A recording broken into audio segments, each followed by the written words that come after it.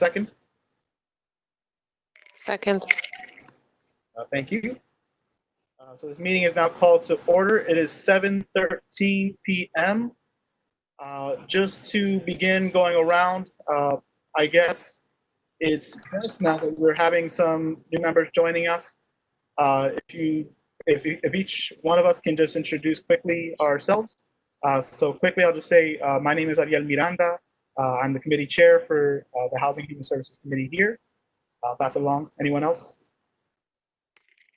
Osi Kaminer, assistant chair. Bruce Robertson, member. Aisha Diaz. Aisha Ogilvy, member. Marshall Vanderpool, public member.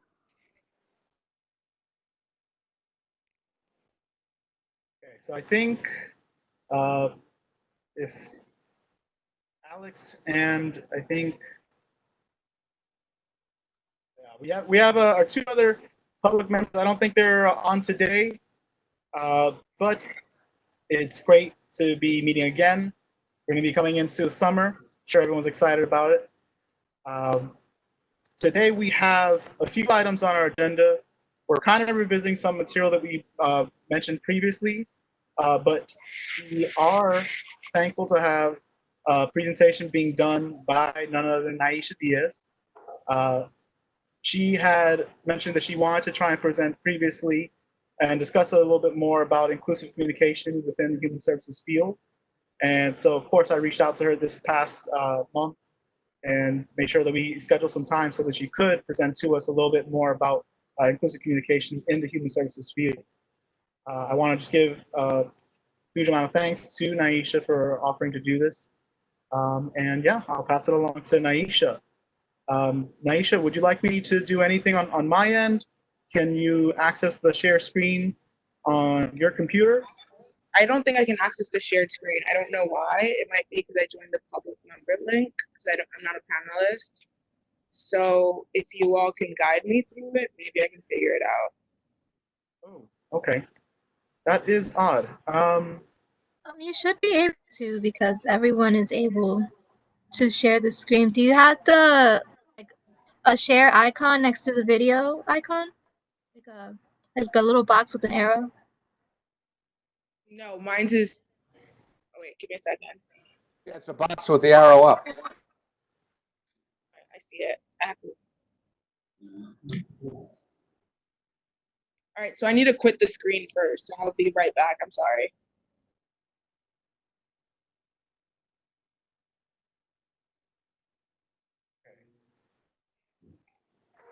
So we'll just give her a moment here while we're awaiting the presentation.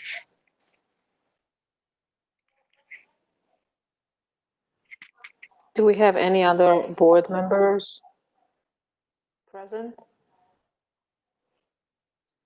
No, I believe it would just be us today. Okay, so I'm back. Sorry about that. Let me just give me a second while I figure all this out. Okay. So, hey, y'all. I hope everyone's doing well given everything that's going on right now. So we can just get started. Give me a second.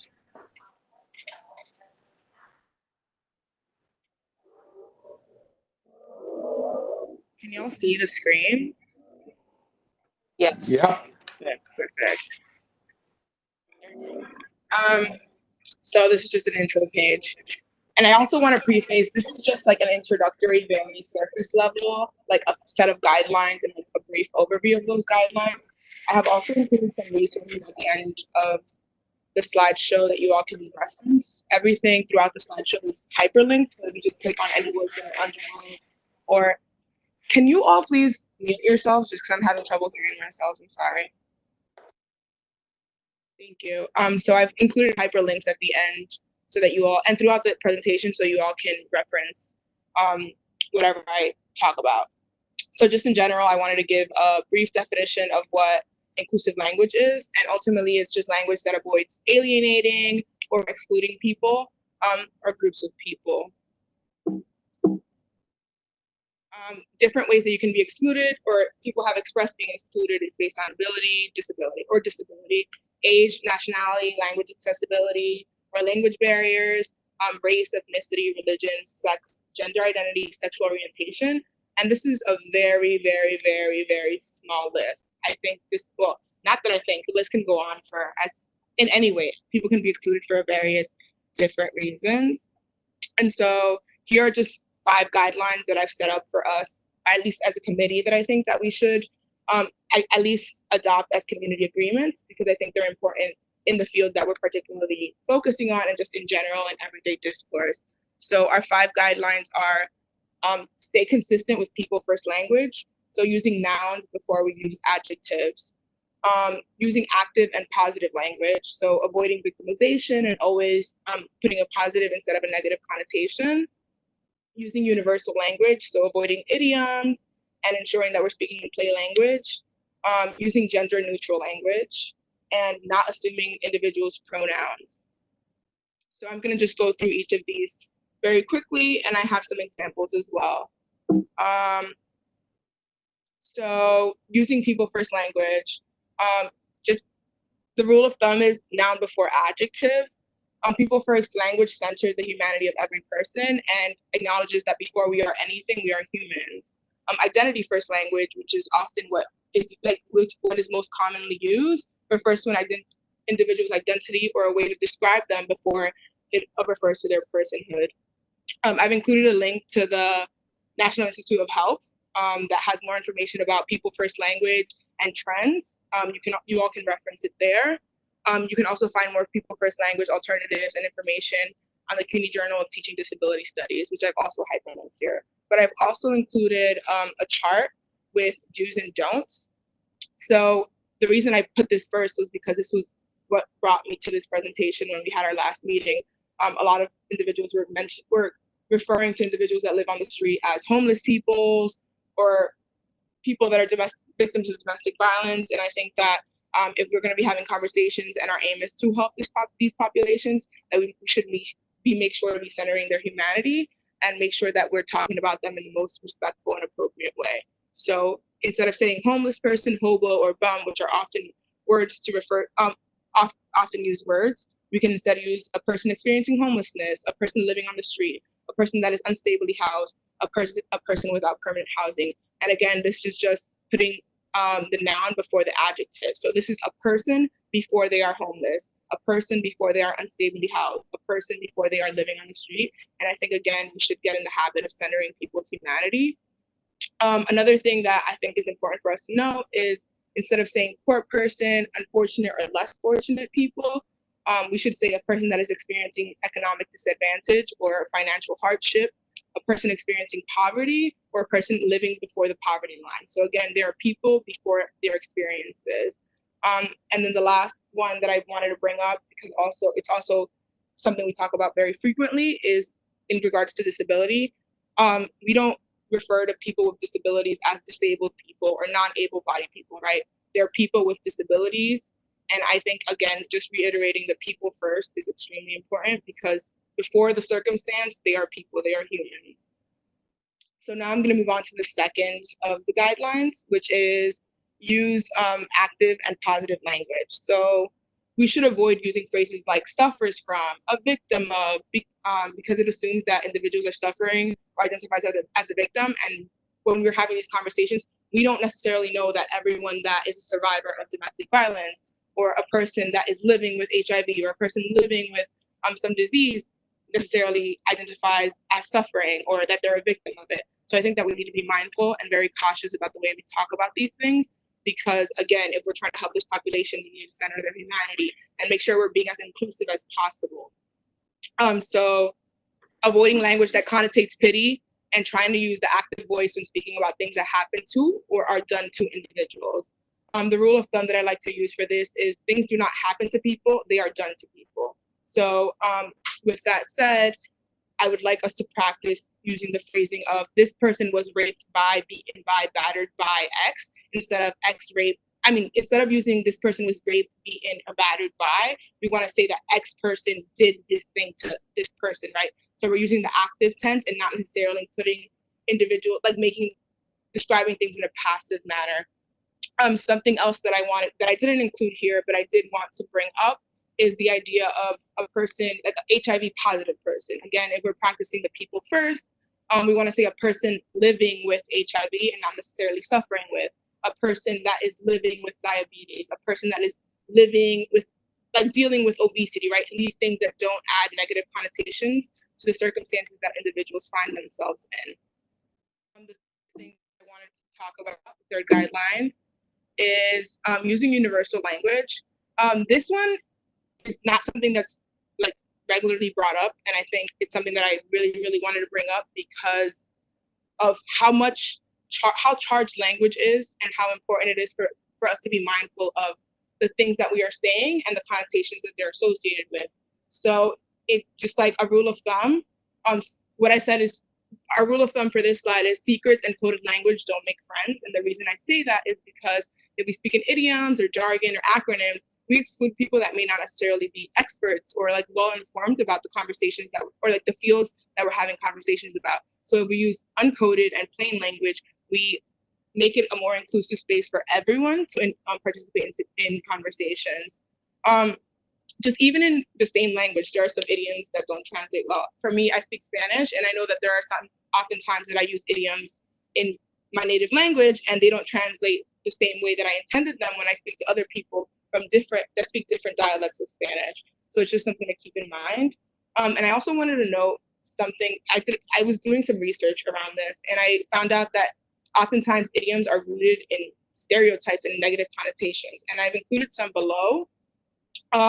So hold down the fort. Sorry, this is, wow, okay. So basically hold down the fort is connotated with Native American and colonization culture. So when someone left the fort, someone had to stay behind and hold down the fort out of fear of being attacked. For being gypped or gypsy, gypsy is a racial slur used to refer to the Romani people. So when you say you were gypped off, it reinforces these negative stereotypes that the Romani people are untrustworthy or that they rely on theft to survive. And something else that I hear very often is this reference of comments from the peanut gallery. And this one is my least favorite of all.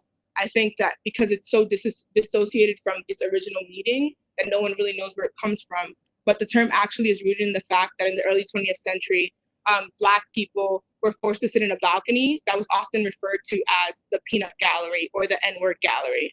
So I just want us to be mindful of the way that our language is coded and the words that we choose, the idioms that we choose, even if we're going to speak figuratively, just being mindful of how we're communicating and ensuring that we're not excluding certain populations. The fourth thing I wanted to talk about was using gender neutral language. The reason I included this is because I often find members, not necessarily from our committee, but I know definitely from the larger board, referring to the chair as a chairman. And I think that if we should move away from that language because not all people prescribe to the gender binary, right? And this is the rule of thumb for this slide. It's not everyone identifies as female or male, and we need to respect that.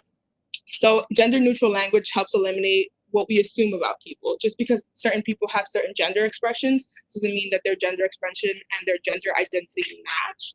So we need to be mindful of that and use ungendered, like gender neutral language. I've included here a link to the United Nations website for strategies that may help using gender neutral language. For myself, I'm very critical of the way that I speak, and I try very hard not to use gendered language, but I do, as a human, make mistakes, and often, like not often, but when I do make a mistake and include gendered language, I just try to repeat the non-gendered language in my head 5 times so that I know, like, when I'm gonna say this, it's already drilled. So I've also included some do's and don'ts in this slide, and just, we often say like, hey guys, or hey girls, right? Instead of that, we can say you all, y'all, kids.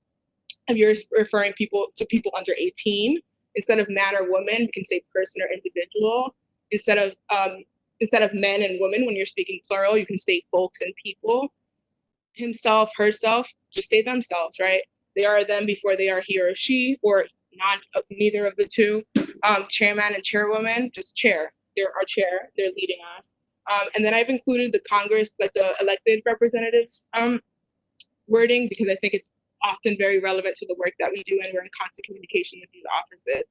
So I wanted us to note that. So congressman or congresswoman, congressional representative, assemblyman or assemblywoman, just an assembly member, councilman or councilwoman, just a council member. And just, again, centering around the fact that these people are people and gender is just a social construct. Something else that I wanted to include that I find troublesome and almost most exclusionary when we talk about gendered language is the concept of girlfriend, boyfriend, wife, and husband. Not only does this include this assume gender, but it also not only does this exclude people that don't necessarily prescribe to the gender binary, but it also assumes heteronormity, which means that it assumes that men and women should be together and doesn't leave room for other things. So I try to move away from that and use the words partner or spouse or significant other to ensure that anyone in the space that I'm in feels included. The last thing that I wanted to talk about was pronouns. When you're in doubt of someone's pronouns, you should just ask. I'm in the habit of introducing myself and ensuring that I state my pronouns, which are she, her, hers. But I think that it's really important for us to discuss pronouns because for many people, this is a relatively new phenomenon and they're not comfortable with the concept of pronouns, or they're not necessarily comfortable, but they're not used to it and they're not very aware or in the practice of using pronouns or asking about pronouns regularly. So here I've included some definitions, very brief ones. There are so many more definitions that if we were to go in depth to this, we should become familiar with. But I think we should definitely, at the very least, know that pronouns relate to a person's gender identity, particularly how they want to be addressed when they're not being spoken to, when they're being spoken to or about without their name being used. Gender is a person's conception of themselves as male, female, both, neither, and or another gender, right? And this goes back to the gender binary. Male and female are not the only genders. You can be both male and female if you find that you're in a specific place in the spectrum that isn't necessarily male or female. You could be neither. You can be non-binary and decide that you don't actually prescribe to male or female. And you can be a different gender. You can be whatever gender you decide to be, because at the end of the day, it's your identity and you should have the autonomy to define that. Gender non-binary here, I've also, even though I briefly described it, it's an umbrella term for identities used by people who do not prescribe to male or female. So this is something I wanted to bring up because this happens a lot. It happens in the workplace, it happens in casual environments, it happens in social environments, and it's, at least by my standards and by New York City standards, completely inappropriate. And that's misgendering, which is labeling a person with a gender that differs from the one they identify with. This is actually a crime in New York City. The Commission on Human Rights has laws against misgendering people, and it's considered violent.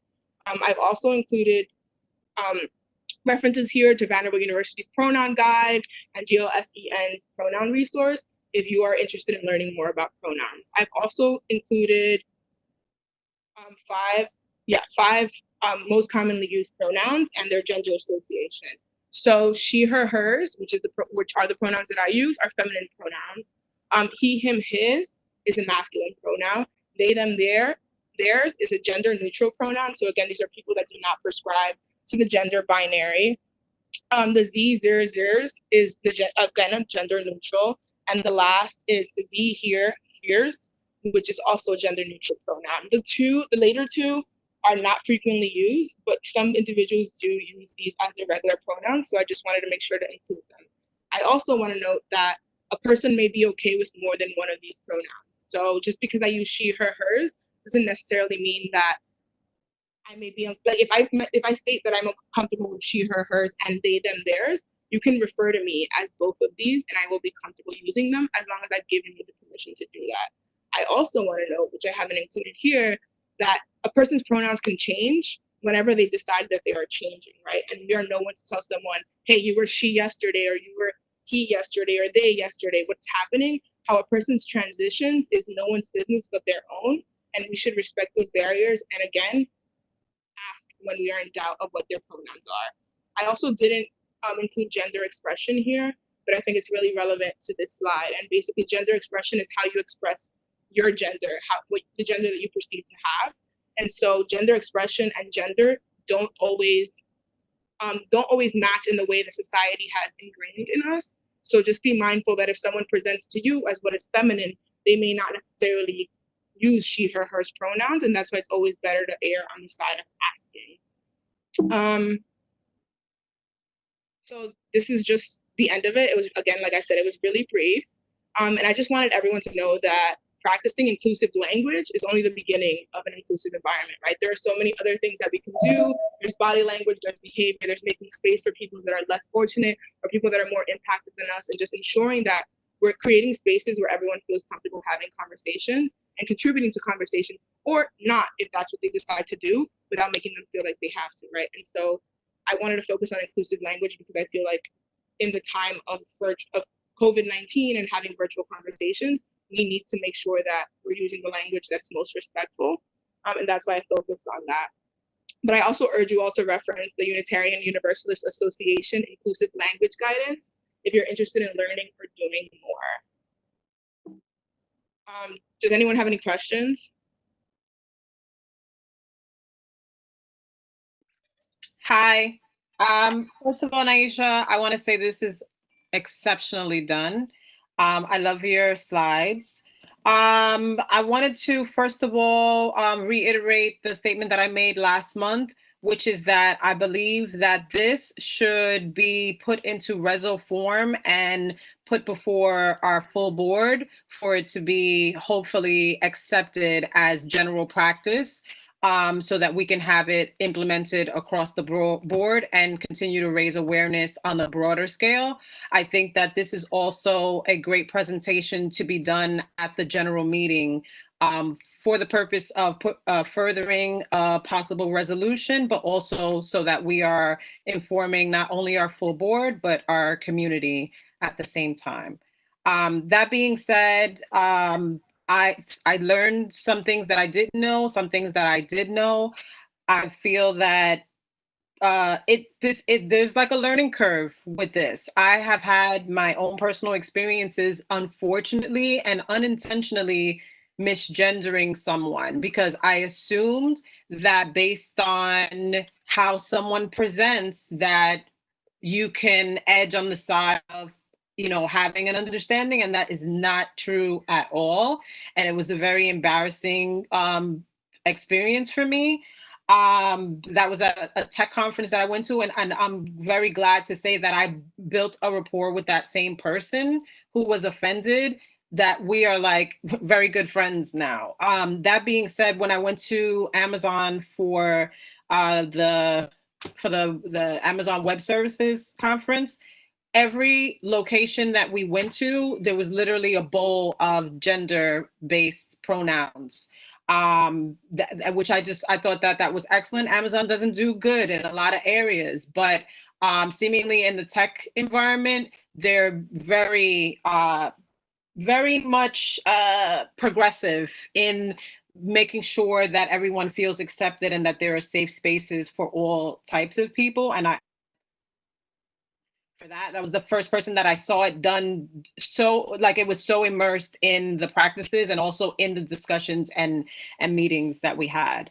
That the last thing that I want to speak to is exercising this type of spirit not only in the words that we use, but also in our practices, that in this board specifically, that there be safe spaces for people to express themselves about all things. And I honestly, personally don't feel that. I feel very often targeted in different ways. And I've also seen it happen to other people over the years. I've been on this board for 7 years. So I would like to also see this same type of spirit exercised in practice in general, and not just related to these things that we talked about in this presentation. Last, I also feel that this type of work that Naisha has done here is things that people should be credited for. Like this body of work and the idea that this can be a part of this board's practice for all time now is important. And I feel like often over the years, people's work, when they put hard effort like this into things, it kind of like gets overshadowed. something that's not done in our body, that's done in other bodies like ours, is that credit is given in that it is stated that this person sponsored this effort.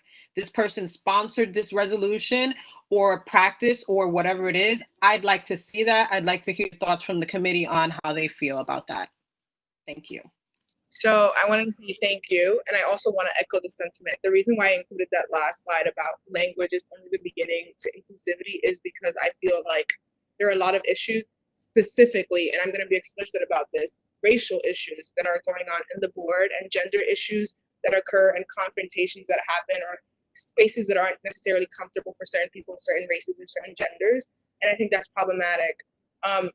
The reason I focused on the things that I did focus is just to be specific to the committee that we're on and like the language that we use regularly. But I do think that if given the opportunity to make this like a resolution and present to the board, I do want to include things that are more relevant or more specific to race and gender expression, because I feel like those are the most common types of tensions that exist throughout the board. Does anyone else have a question or a comment? Okay, so I've also here included, I'm going to share this with Ariel, who if he chooses, can share it with you all. And it's just a list of resources if you all are interested in learning more about inclusive language and inclusive spaces. And so the resources that I've included are LGBTQ Inclusive Language Do's and Don'ts by the Safe Zone, An Ally's Guide to Terminology by GLAAD, Words at Work by Diversity Council Australia, What's Your Pronoun? Out and Equal Workplace Advocates, and Disability Inclusion Guideline by the United Nations Relief and Work Agency. So you all can feel free to learn more. I've read through most of these things. I carefully chose them, and I've read through most of the things that I've read through all the things that I've referenced in the presentation. And I wouldn't say I'm an expert at any of these things. We're all learning every day, but I'm happy to engage in a conversation or answer any questions that you may have. I know this may turn into I'm the expert of this material on the board, which I want to say I am not an expert at all, but I definitely think that if you all have any questions or want to have a conversation or talk about a time where, like Aisha shared with us, that you misgendered or you were misgendered and how that made you feel, I think these are important conversations to have so that we're normalizing these things, right? We're normalizing asking for pronouns. We're normalizing using gender neutral language, so we ensure that we're consistently in our everyday lives creating safe spaces for everyone. All right. I just want to also make note that one, I'd like to try and get this sort of presentation to be shared with really the entire board. And so I guess this also kind of leads into a question of, well, Naisha, you've done this work now in this committee. Would you be willing to do it for the entire board if ever we have a much more unified opportunity to have everyone engage as an entire community before the board? I mean, of course, not right now. Well, actually, just to be clear, we're talking about language, and I put forth language that puts it in motion as actual practice. So I set two motions. One is a motion for it to be put in resolution form to be presented to the board, so that we can adopt this as formal practice. And I don't know that this is good practice doubling two different motions, but my second motion was to institute a practice of crediting people and work that they bring to the board, and put forth efforts to get that work either implemented in practice in resolution form or work that is being done, because that's not being done. So those were the two motions that I put forward. So like I said, I'm more than happy to have it, like, put something together for the larger board. I do think that it won't be for this month's meeting. It'll definitely have to be for after the recess, because I do want to do more research about the larger issues that are affecting the board and make sure to include that there. And as a side note, I also want to mention, I know that there is an LGBTQ task force, which I am kind of part of, not sure because it's relatively new. And I definitely would like to consult the task force about this presentation before I do it and possibly make it a collaborative effort to ensure that everything that we decide needs to be talked about, not just necessarily, because for me personally, I'm very passionate about, like, I've always talked about gendered language and like pronouns and things like that. But I also think that just like whatever they decide, right? Because I don't identify as a trans person, but there may be someone that does and doesn't feel included. And I cannot speak to that narrative because I don't have experiences with that. And so I would just like to make sure that I have the opportunity to run it by them and just like do more research, because again, I said, like, this is very surface level, and with everything going on with police brutality and racial tensions, I think it's extremely important for me to have the time to both do this and perform self-care, but also to like ensure that I'm including what's important and relevant at this very moment. I think that's. I don't want to just jump over everyone, but did anyone else want to go? Just because I'm trying to follow, making sure I'm giving everyone a chance. Otherwise, Aisha, you can take it away again. But no, I was just gonna say, I think partnering with LGBT is actually the best bet. That makes sense. But the second part, as far, I just wanted to know other committee members' thoughts as far as implementing what exists, for instance, in city council, in the assembly, etc. But as far as crediting people who bring ideas to the board as sponsors is done in any other, what would normally be a legislative body, but similar to the way that we work. Actually, that's an amazing idea. I was like, when you first brought that up in terms of just like giving credit, I wasn't sure, but I think that I don't know why we don't already do it. I think we should give people credit, right? If people because people spend time writing these resolutions, and if people are spending time and bringing ideas and putting their time in, even if it's like 15 co-sponsors and it's a whole committee, right? We're all working and we're all putting it together, and I absolutely think that we should be credited for it. So if you put it in a motion, I second that. I don't know. We do moving forward. Thank you. I'm moving emotions, by the way. I'm willing to draw something up to the spirit of that. Of course, this is our last month of session until, I don't know if we're going to have committee of the whole, but if not, then till September, so I can work on that. Thank you, Naisha. And if I may, I do want to say I did not mean to just jump over the motion. What I was actually going to say is that I would even want to go further, because we discussed really just the opportunity of providing for a bylaws task force, right? And I think that there's been quite a bit of discussion about what we'd like to try and set up as, I guess, just a more inclusive environment, but also in structure in terms of what could be included in our own bylaws for every member to receive upon starting service. I think that, like, yes, the resolution, of course, it's still part of the word of things that we're following, but I think that it also says a lot if we're putting it in the bylaws.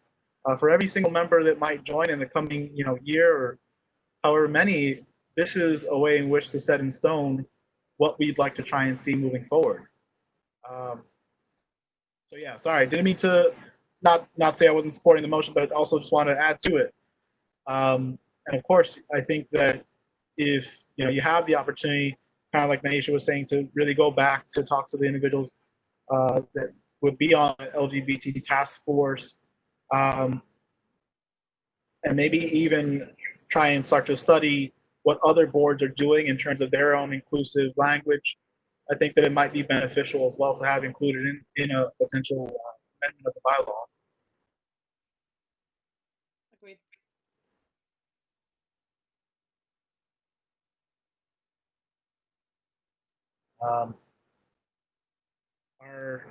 Are Bruce and OC still there? Yeah, I'm here.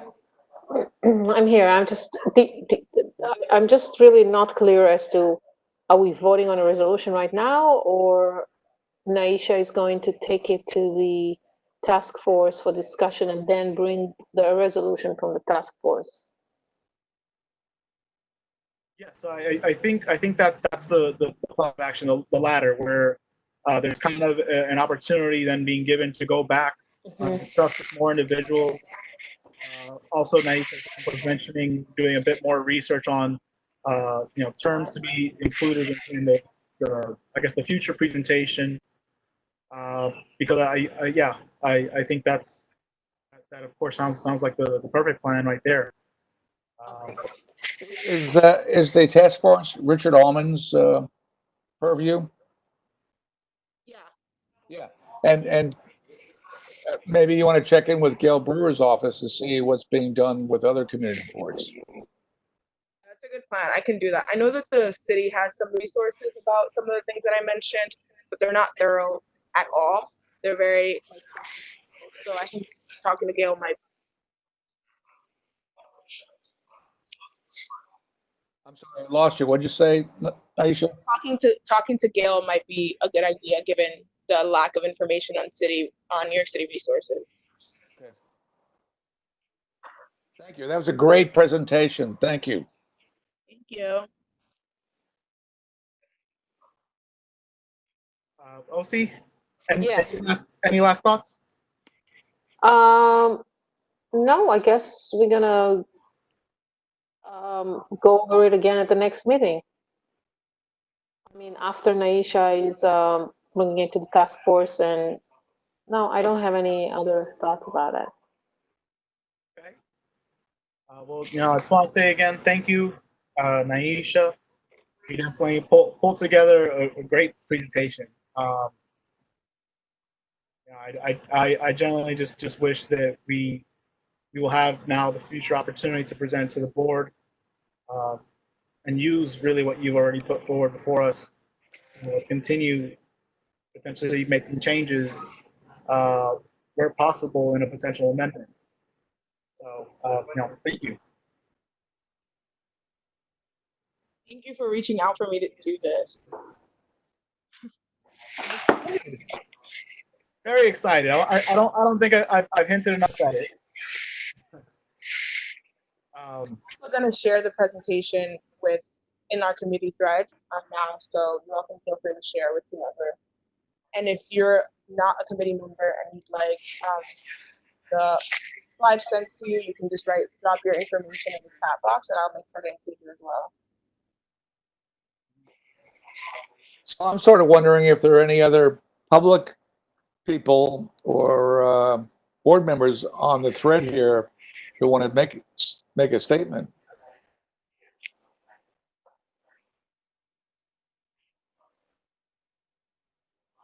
How about our new members that are present with us?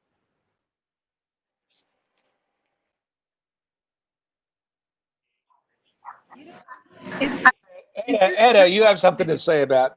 You're smart. I think also if people don't, so again, just like reiterating parts of my presentation, if people don't feel comfortable speaking, we should also allow them to stand in their silence and feel comfortable in their silence. There you. I'm sorry. So hi, everyone. For those who I haven't met, my name is Etta Santiago. I am one of the newer community board members, and hopefully I'll be joining your committee. I stated my preference to join this committee as I'm a housing attorney at the Legal Aid Society and very much concerned about housing issues. As far as the statement, are we responding to Naisha's presentation, which I thought was very well done, and that we should definitely do it for the wider group? Is that what our statement should be? I didn't understand what feedback you were looking for. So I think we were all just discussing here that, of course, we're supportive of trying to have this being brought forward before the entire board. Yeah. I think that right now what we're looking to do is give a bit more time, because now Naisha was mentioning that she'd like to try and go back to the LGBT task force and also potentially do a bit more research on terms that she would also like to add into the presentation currently. Yeah, no, I absolutely support it. I think Aisha has said how everything's a learning curve and that we're constantly learning. I find myself in the same position. Since I joined Legal Aid last year, I have gone through several of these type of trainings about, proper use of pronouns, about the type of language we're using and how we could be more inclusive. And it's made a huge difference in my relationship with people and my understanding of communities that are different than I am. So based on my few interactions with the board, with the general board, I definitely think that this is something that we should propose and that everybody would, one, everybody would benefit from. Two, our community would benefit from. Because if our goal is to bring more people to participate in community board meetings, to feel represented, then we have to both use the proper language that reflects that, and second, make it a safe space. And I feel that from what I've witnessed, it hasn't necessarily always been a safe space for everyone. And so this is a good step in that direction. Thank you, Ed. All right, so I think at this point I can open it up to the public. Chanel, would you be able to allow for individuals to speak? Yeah, they just have to unmute themselves. Okay. They would like to speak. Yeah. Okay, thank you so much, Chanel.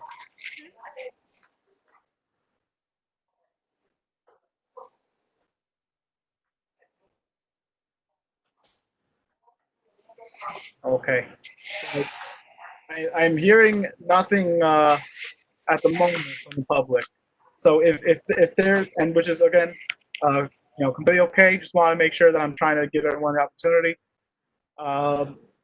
If there's nothing else, again, just want to say thank you so much, Naisha. And I think we can head on to the next section of the agenda for tonight. Okay, so second section here is the Excluded Worker Relief Fund. That's at least what the original name was. We have now been informed that it's been essentially given a new name within the most recent bills that were both released within the Assembly as well as the Senate. I want to just make note again that the past month we had a presentation done by our previous presenter, also our Assembly member, Carmen De La Rosa. So they had come before, presented on the kind of general description of the bill. I just wanted to give folks the opportunity, if they haven't already seen it, to review it. It is, so the Assembly bill is A10414. I'm going to try and send on over the link to the public so that everyone can also see it there. Just give me one moment here.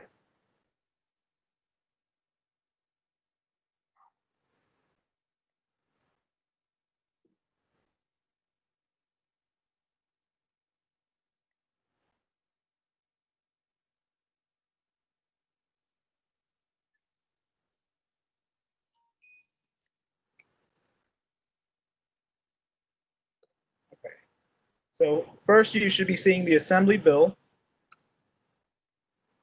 And I will be sending on over now the Senate bill. Okay.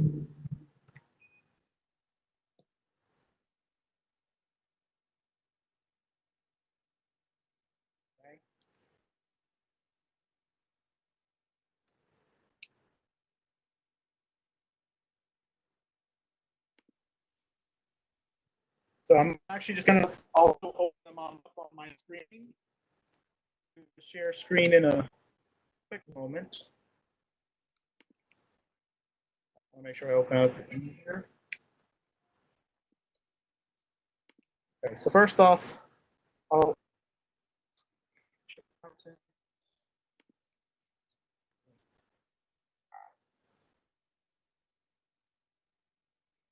so everyone should be seeing my screen now. Please tell me if you're not.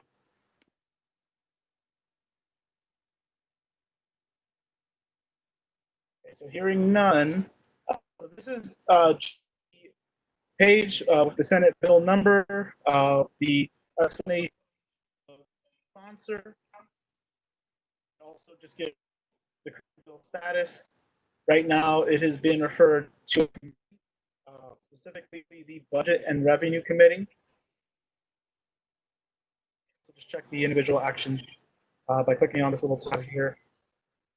Right, so it was a fair sent over on May 1st. What you'll see below is current correspondence. You're looking at about 7 or so, yeah. And below you'll see now a summary establishes a billionaire mark to market taxing residents with $1 billion or more in net assets and directs revenue from such tax into a worker bailout fund. Establishes a worker bailout program providing workers traditionally excluded from wage protection programs access to unemployment benefits. I want to take a moment to look through the individual language. I'll gladly do so. I'll just begin scrolling on down. Of course, if you have a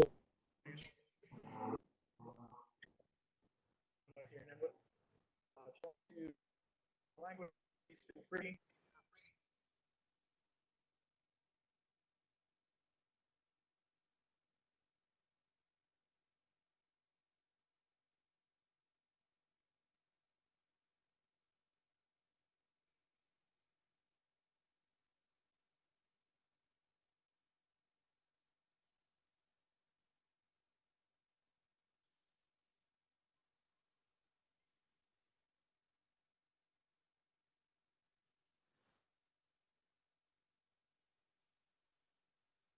It's 8 o'clock.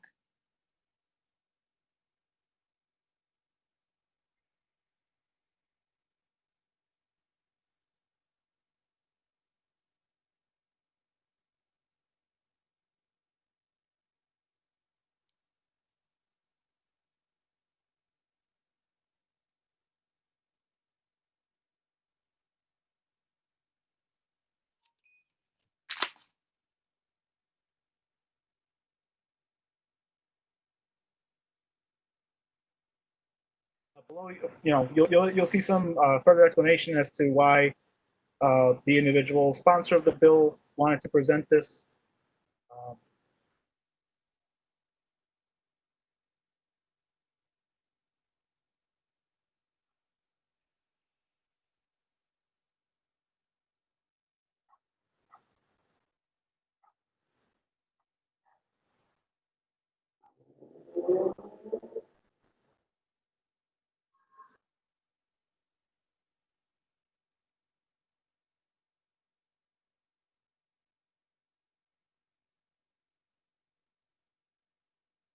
Okay, so really, you're looking at the summary kind of explanation of the individual bill as well.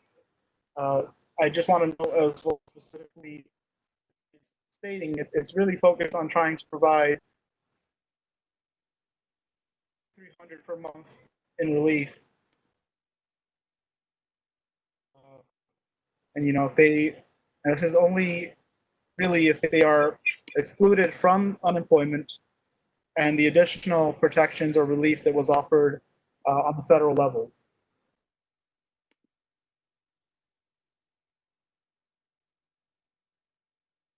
Does anyone have any questions, comments, concerns in regards to this?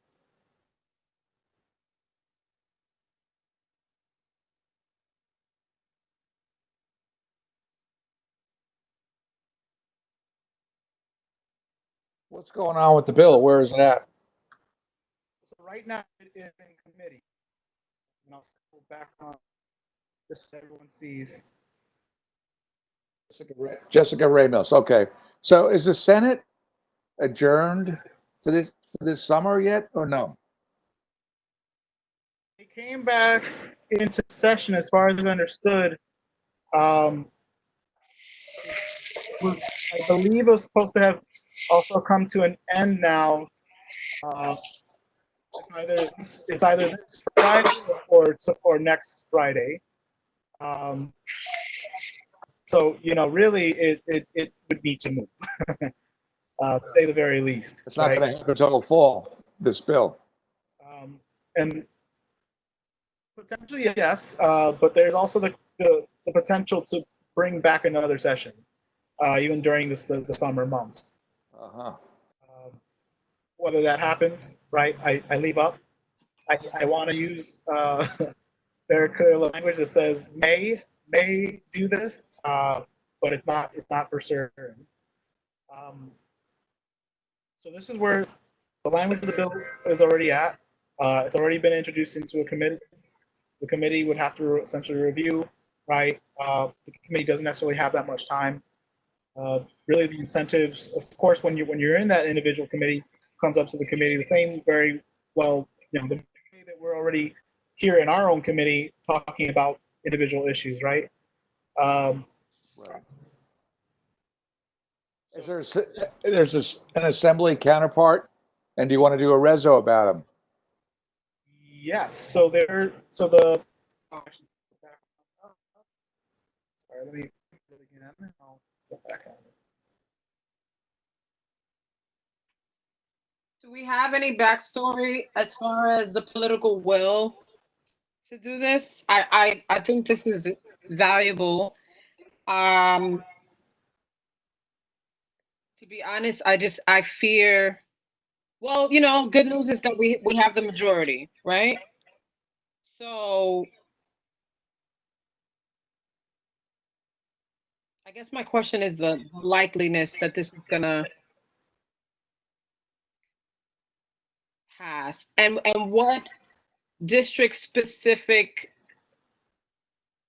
information. I'm assuming that some of what we discussed in April, was it? In the resolution regarding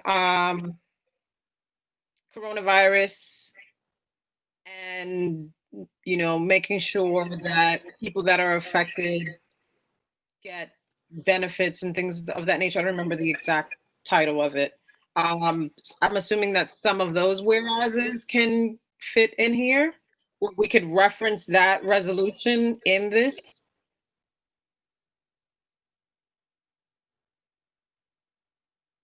Sorry, I was just pulling up the link here. Yeah, I think that we have discussed this already. We have some language.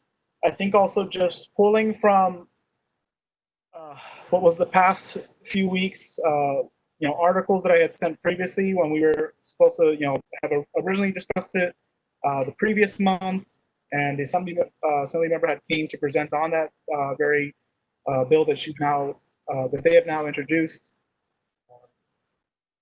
We can definitely use a lot of the language that's there. I also can just know.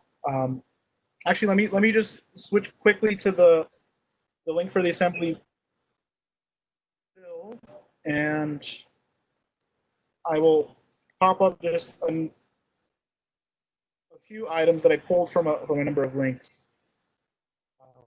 just before I start going off on that.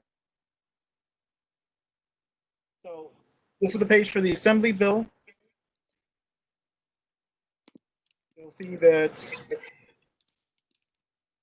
the very same status as what was in the Senate. Who's the sponsor? So is our assembly member, Carmen Della. Okay, good. Anyone else? Oh, Co's. So co-sponsors, you have a few. There's 4 so far. Okay. Well, showing up as there's additional here. Okay. Is Al Taylor in there? We can get him involved. Oh, there we got a lot. Yeah. Good. And okay.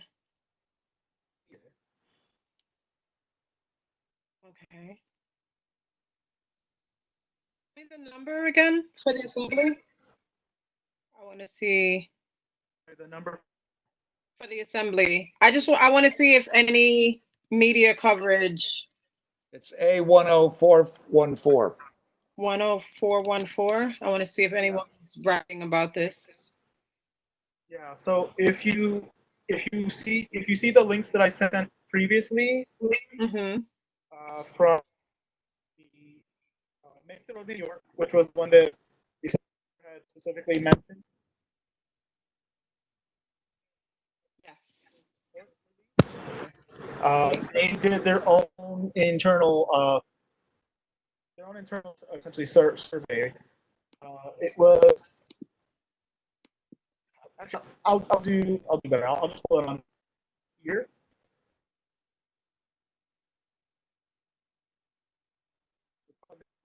We're losing your audio, Ariel. I'm sorry. Are you not able to hear me? Yeah, now it's good. Okay. Yeah. So I just want to.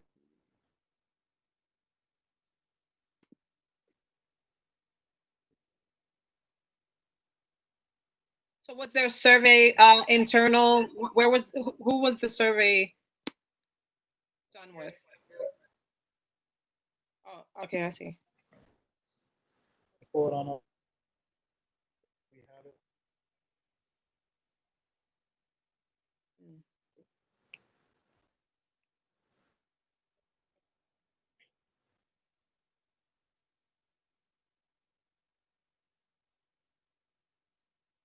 This is the report released. It includes the data on the survey that they conducted. Into the specifics because it's a pretty extensive report. It's about 36 pages, I think it was. But essentially, they focused.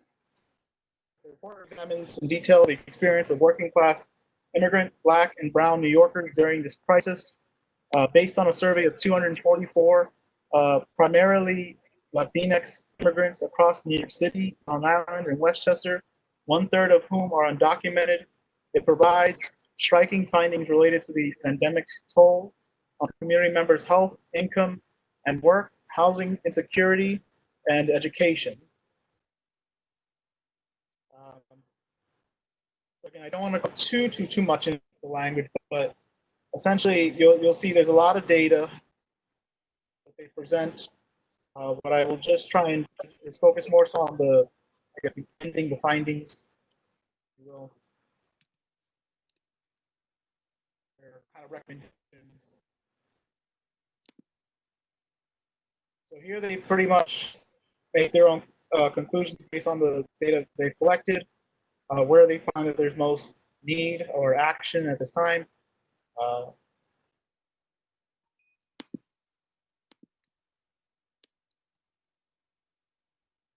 And what I'll just go directly to is right here, really the focus on providing immediate relief to immigrant workers excluded from the CARES Act.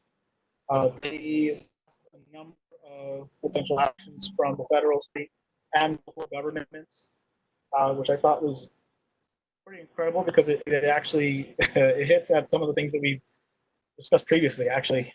So on the federal level, of course, that's part of the discussion. It should not be really restricted to those that can provide certain status in their immigration paperwork or in terms of work authorization in addition, which is really also just going along with the language that's included in the bill that's introduced by Carmen and also Jessica Ramos. On the state level, they specifically cite the creation of a $3.5 billion excluded workers emergency fund, and they kind of allude to the very bill that Senator Jessica Ramos and Assembly Member Carmen De La Rosa already created.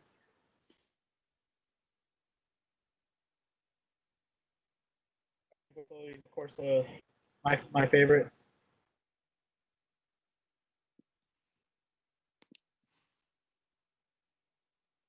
So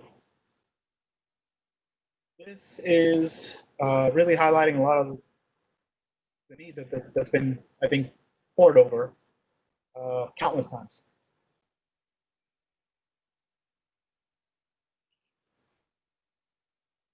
And this is kind of running really along with the other resolution I think we're already discussing specifically today, in addition.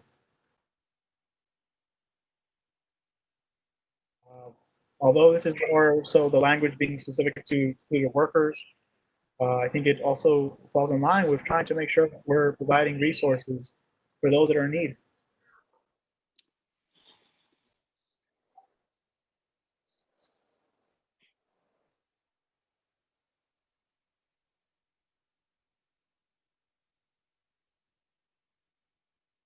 So, again, I don't want to spend too much time focusing on this one individual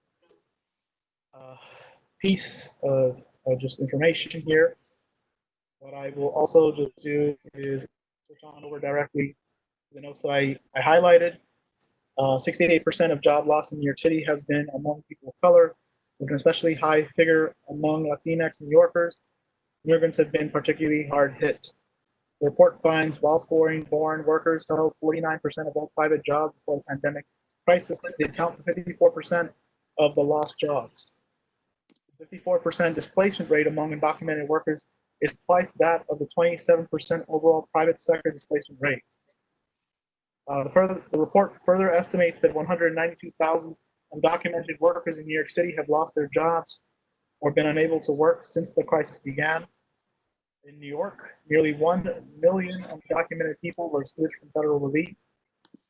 54% of renters were not able to pay their rent in April. 89% were worried about being able to pay in May. And yeah, it's just continuation of the language that I just was highlighting there. What I'll also try and now just show is the press release that came from Legal Aid Society.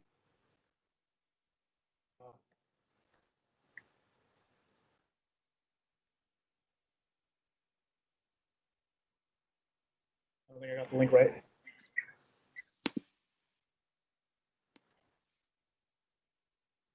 I have a question. Okay, so do you know what is the percentage of undocumented that pay taxes? Because if, regardless of their residency status, I feel that if they pay taxes, why can't they benefit from that? You know what I mean?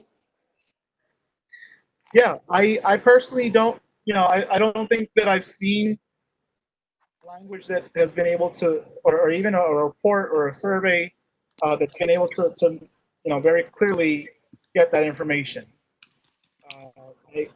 What information that I have been able to collect is from various institutions that are pretty well known. I think that have definitely been huge advocates in discussions of trying to ensure that there's equal opportunities being made available for those that are identifying as either not having a certain status or specifically, being documented. I think that those individuals, visual institutions have tried to pull together whatever resources are available to make a recommendation based on the data that they could find. Because right now, you don't have to be a resident of the state or even a legal resident to pay taxes. You can be undocumented and pay taxes. So I think that they should benefit from that program. Ariel, oh, Sorry. I thought I read that the issue was, you're right, you could be undocumented and still pay taxes, and a lot of undocumented people who don't have a social security number will apply for an I-10 to be able to file their taxes. And I thought I saw the number, unfortunately, the CARES Act, prevents people with an I-10 from benefiting. So that $600 from unemployment through the CARES Act, they're not eligible for that, even though they're paying taxes if they have an I-10. And from the numbers that I thought I read in one of the documents that the committee circulated, it said that New York State had about over 190,000 people with an I-10. And again, this is just going from memory, so I would have to confirm it. But if, let's say 190,000 people only have an ITIN, not a social security number, and they're actually paying taxes, those people would not qualify for benefits under the Federal CARES Act. Yeah. Yeah, I don't know the specific number either, but I think you definitely hit pretty closely to it. I will pull that individual article up in a moment. I did just want to also just show here that the Legal Aid Society was also trying to just make sure that they put out a press release for what they also thought was very important at this time. I will just try and scroll on down because I don't want to go too much into everything else.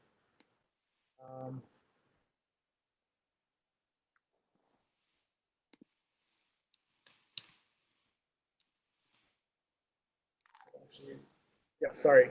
So this is just here in regards to the Excluded Worker Fund. They've also been supportive of this bill.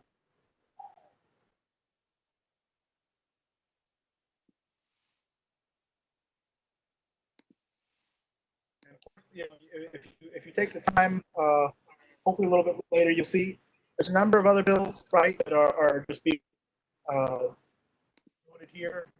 But I did just want to just try and focus on the Excluded Worker Fund, just because that's, you know, the bill of, we're discussing it at the moment.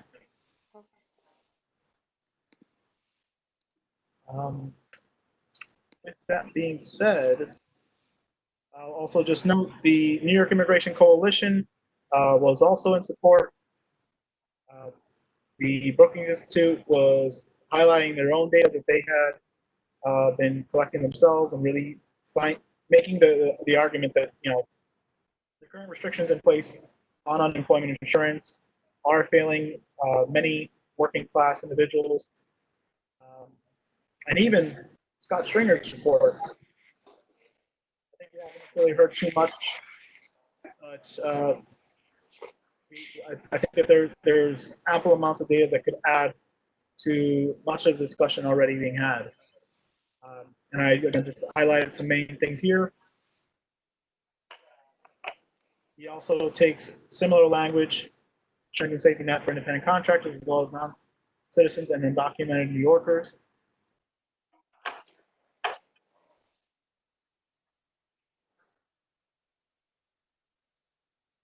Okay, I see that.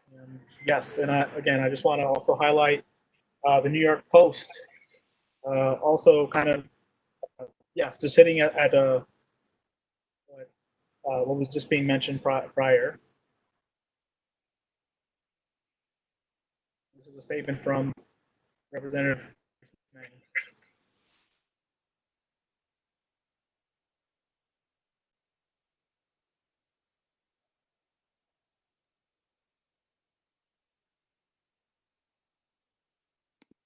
So, with that all being said, I know it's a lot of information. I know I'm kind of hitting back at some of the things that we discussed in the prior meeting. I did pull some language from really all of these sources. For anyone that wants the previous information that was sent out in the past month, please do feel free to reach out to me. I'll actually just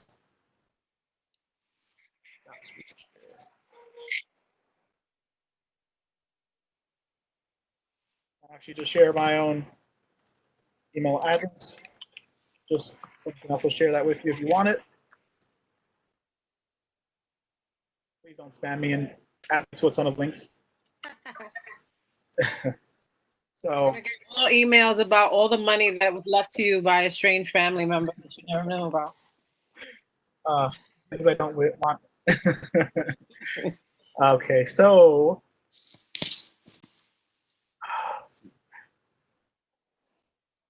what was it? Oh, sorry. Word documents.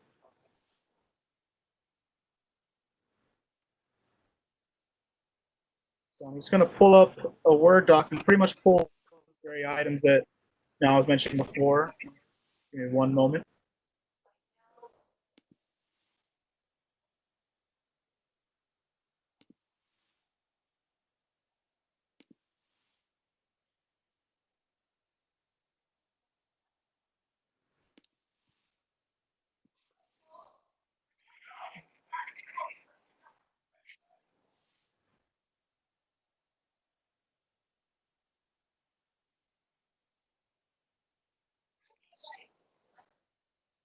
And I will screen share again.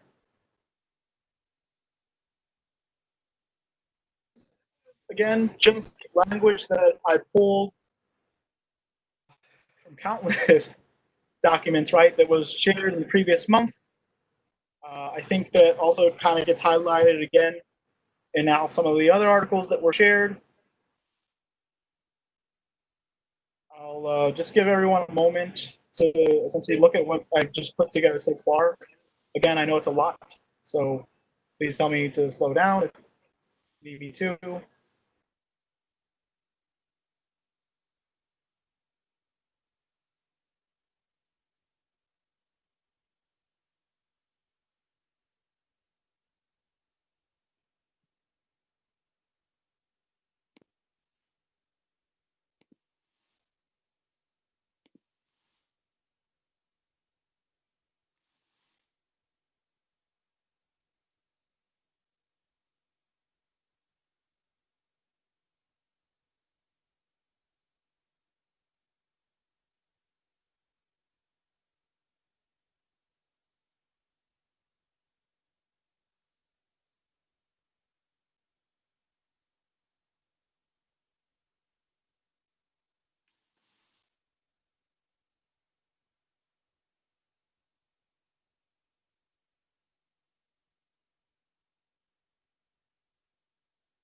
Can you go back up a little bit?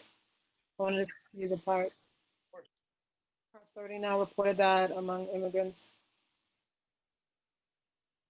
Oh, thank you.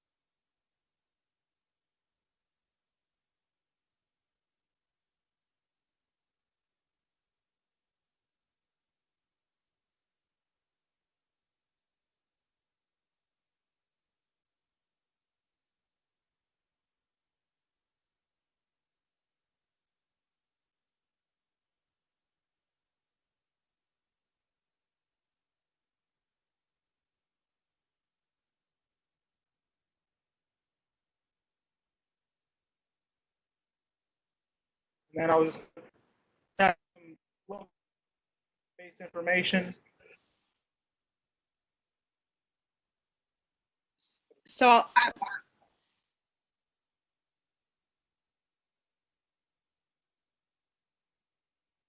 Yeah, sorry, I didn't mean to.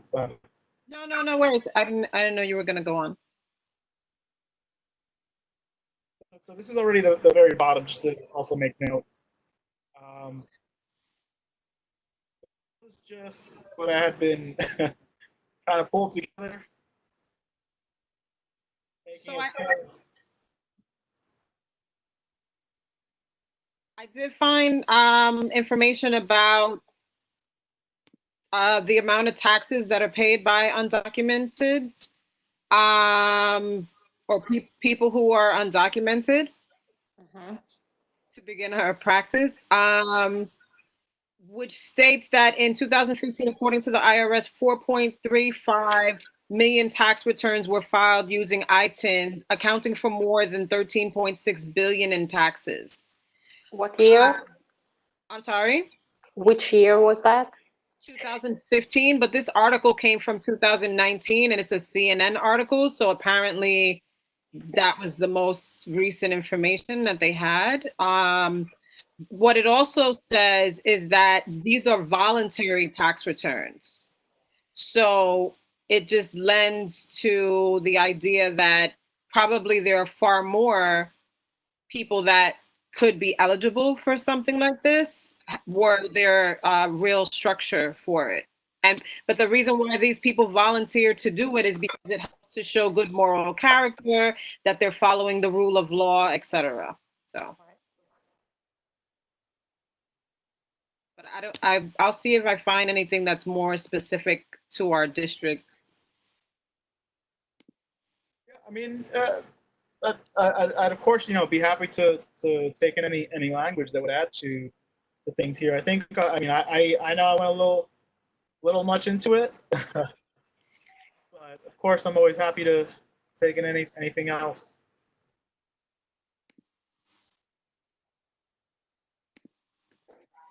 I'll drop the link in the comments for the article.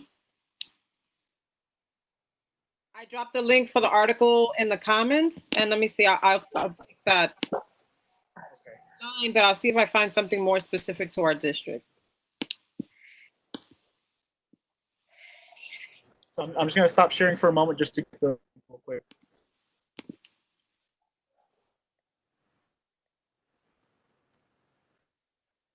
They also contribute billions to Social Security annually.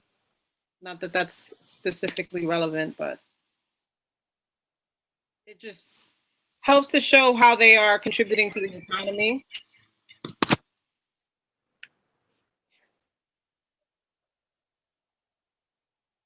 That quote is directly from the article. All right, let's see.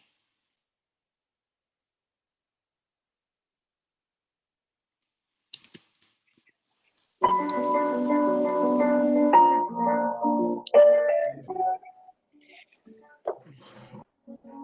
my God, can you guys hear that? I hate when a website does Soothing music. like, you go to the website and it just starts playing. Sorry. Okay,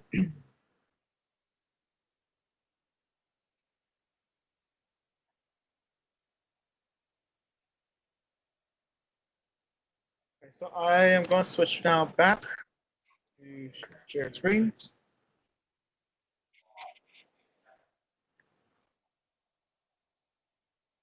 Okay, so this is interestingly enough, it's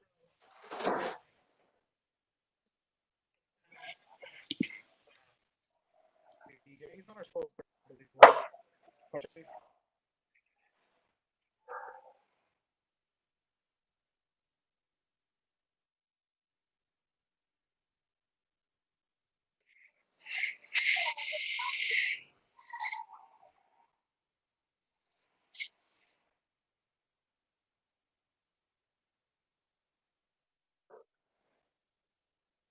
Okay, I found another article from a restaurateur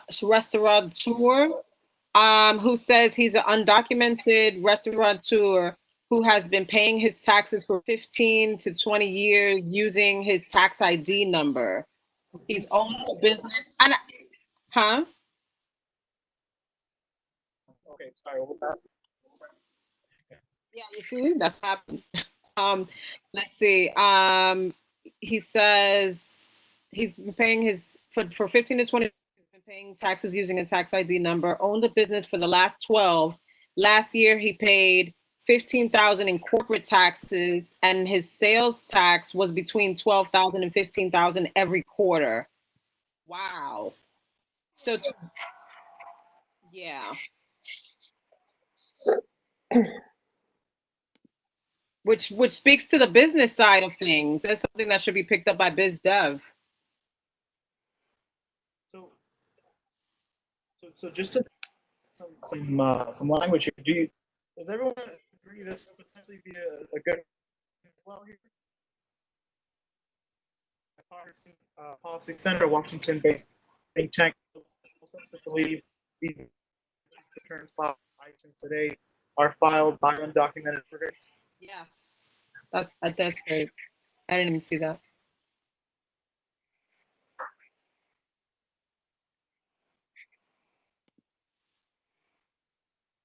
I'm hearing nothing, so I'm just a Yes, yes, yes.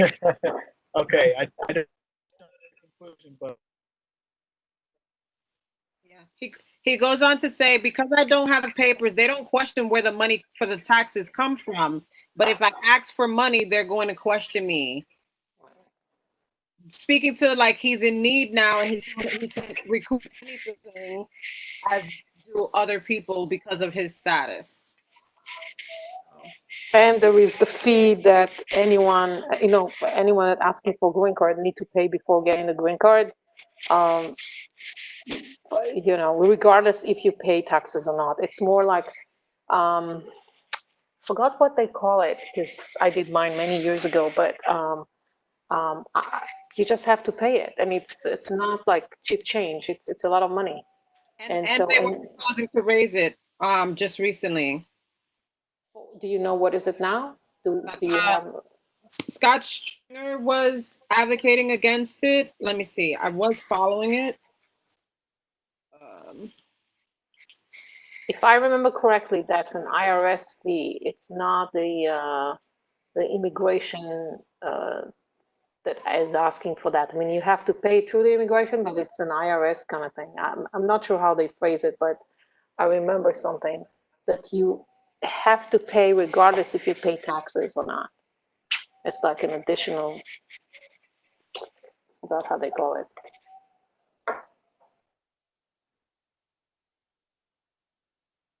So citizenship ceremonies have been delayed amidst the pandemic. So that's why there hasn't been much new information about the status of these changes.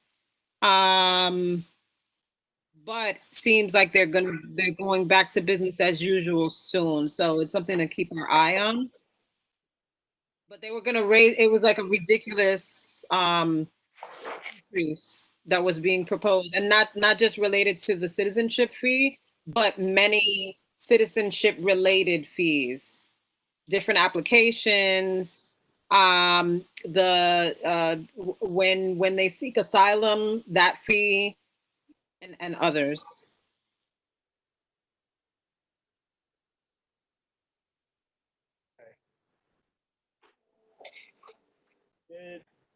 did anyone have any, other potential specific language that might very well add to we want to have here in the resolution?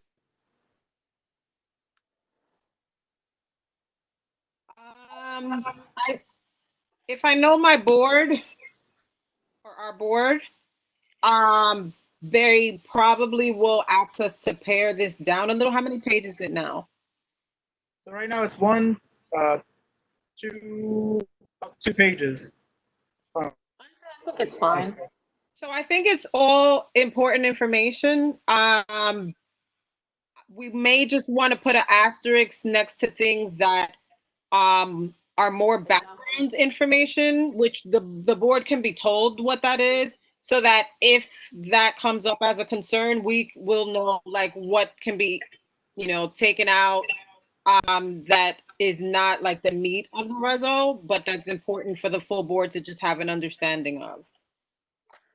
One of the things, everything that you have data in here, I think, in my view, should have a source.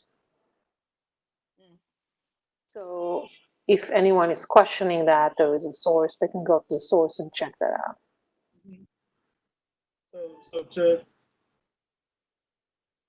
your point, is there one item specifically that you a resource specifically? And I can just go to.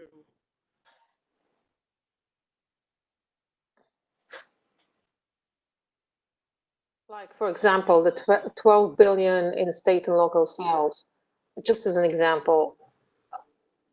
Which one? Sorry. I'm right now on the first paragraph on the screen. Up here. Whereas the grant makers. Yeah. Right, this one. So the 12 billion in state and local sales, is that, I mean, like, can we put like where did you get the number from? You know what I mean? Like, it does not have to be in the actual, um, in the actual paragraph, but if you put a little like I don't know, a star or something, or even a number, and just on the bottom, put the source of where you took the data from. Yeah. And I think that should also become a part of our general practice across the board for the board, that we're using standard practice for citations. Okay, citation, right. So I see what you mean, but when it comes to the resolutions, though, we don't put individual citations, right? No, we don't. We not as a practice now, but maybe we should. So then maybe it should be a separate document that, perhaps we can maybe include where, when we're sending over the resolution once passed to, let's say, the governor's office, that gets sent with it, right? Maybe that. We have done that for the full board. Like sometimes it'll be added to our packet. There's extra context related to a reso. I don't know what the board's practice is related to outgoing resos to the electeds and so forth, where that's concerned, though. What I would think is that they have not been doing that, because I've never seen that in effect. So, but I wouldn't know for certain. Okay. All right. So then, what I can then do is, on my own end, I can go through each one of the ones that I've already pulled, and yeah, just start collecting citations. Does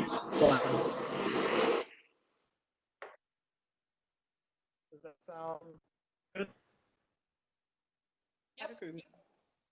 Okay. But in relation to the very language for does there be any individual, like, whereas that you'd like to take out? Like, do you think that it would be beneficial to include, for instance, mention of those that are particularly in certain fields? I know I'm not a committee member yet. I'm wondering whether saying how poor non-citizens are is necessarily useful to this resolution. I mean, because it seems like you start with talking about how much they contribute to, to the country with their taxes and whatnot. And then we go into the whereas they're liquid asset poor, like these two whereas clauses. I'm just curious as to the rationale and how this helps us with the resolution. So I think that in mentioning how the difference is between a non-citizen and that of someone who has permanent residency as it's labeled, it's really just getting at where the need is. But if of course, if that's language that we'd like to take out, I'm happy to do so. I think if we knew when the status of them being liquid asset poor is derived, like is that now during this pandemic, then that brings it home. In the way that, okay, well, they over time they pay this amount of taxes, they contribute to our economy, but in this pandemic, this is how they're affected. Then that helps to kind of like sell this reso and the bill as a viable option to remedy that. Yeah. That's the issue we're trying to remedy. So for at least whereas right here, this is in to what's before. So maybe then it might be beneficial to say then prior.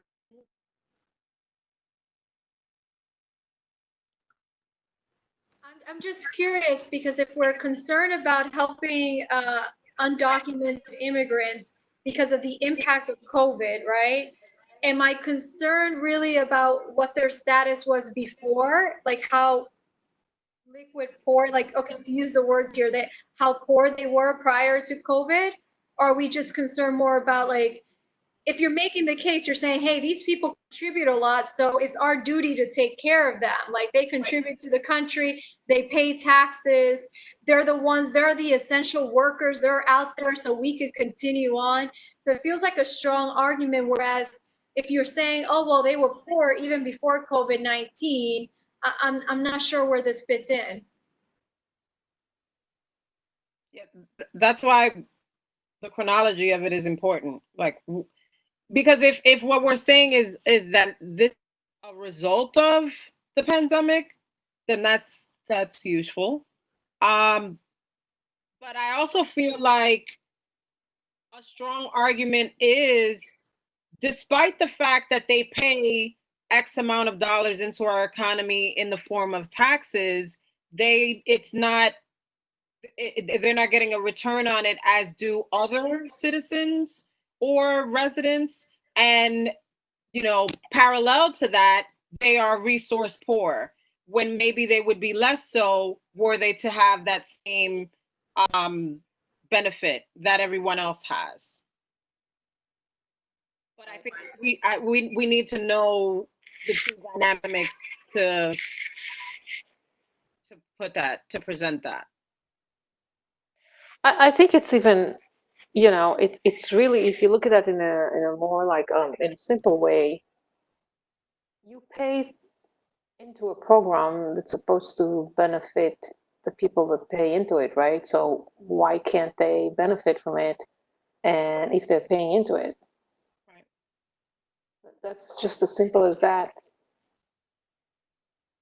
Okay, yeah. I think that my intent was to try and lay out as many arguments as possible. And so if it's seen more as that it could potentially detract from one individual argument, where we're trying to say that, because of their contributions, they deserve X, then, we can definitely then remove this. I think that I want to highlight both the contributions that is already being made, as well as the current difficulties that are also already impacting individual communities across the entire United States. But I hear the feedback, and so is that fair to say that we would like to try and then remove this? I err on the side of keeping it, specifically because I know that there are people that will argue against how appropriate this is, and maybe not from our community, but others. And so I feel like the fact that they can get this money back speaks to the need to uplift that community who have these disadvantages of being liquid asset poor, for instance, and the poverty rate. And that for me is the why. That is part of the why of why should they be as liquid asset poor or poor in general if they actually should be that benefit everyone else is in the same program, in the same system.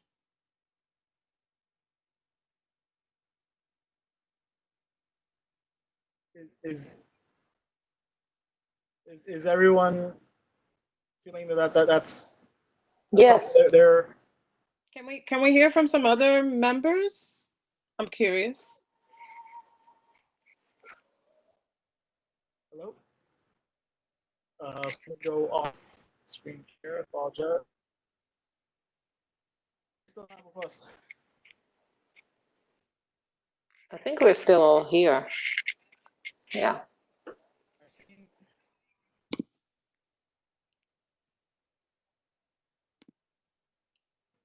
are you still there? I think it looks as He's there. I can see his name there. Mac is Bruce. oh, Yeah. okay.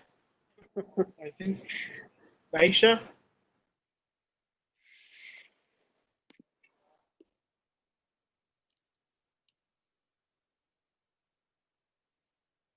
She's still there.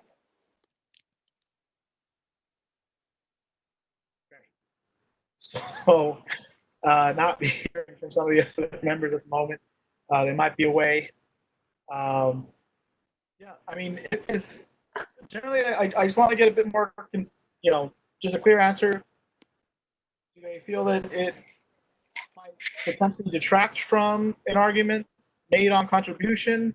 Do they feel that it potentially might add to the overall argument for why, they should very well pass this piece of legislation?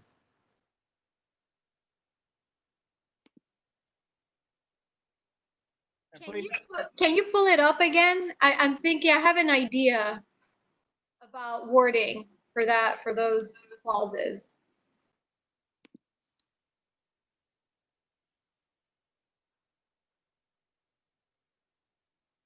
Again, I do want to just if you feel that this is language that would detract, please, like we want the input. I mean, also, if we're at an impasse, we can leave it to the full board to hash out. Aisha, I think maybe if we did, we're asked, despite their tax contributions, something, maybe changing the wording, undocumented people, I can't remember exactly what it said, are liquid asset poor prior to the pandemic, making them more vulnerable. I don't know, maybe kind of hashing it out a little bit so you connect the dots and we keep it. I like that. I just want to pull language and just to see. You don't have to apologize. You're putting everything together. This is what this is very helpful. So this yes, this was the right.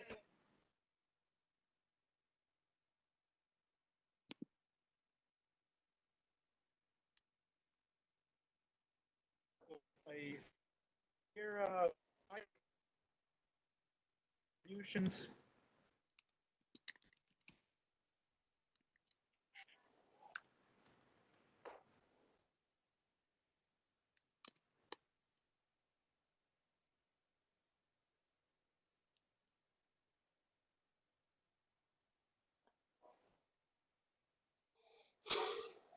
I think you should spell out by whom, made by whom. Despite the financial contributions made by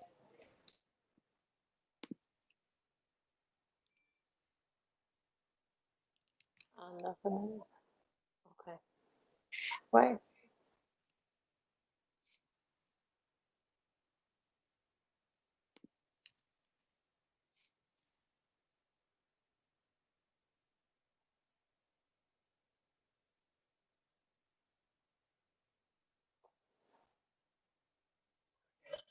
The language in the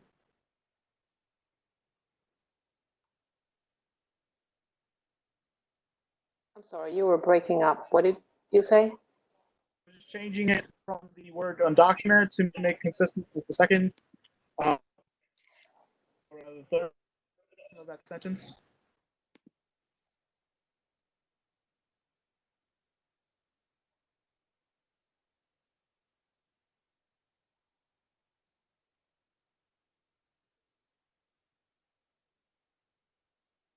And what I think might be then beneficial because of the additional language here in the first line to actually move up that have institutions.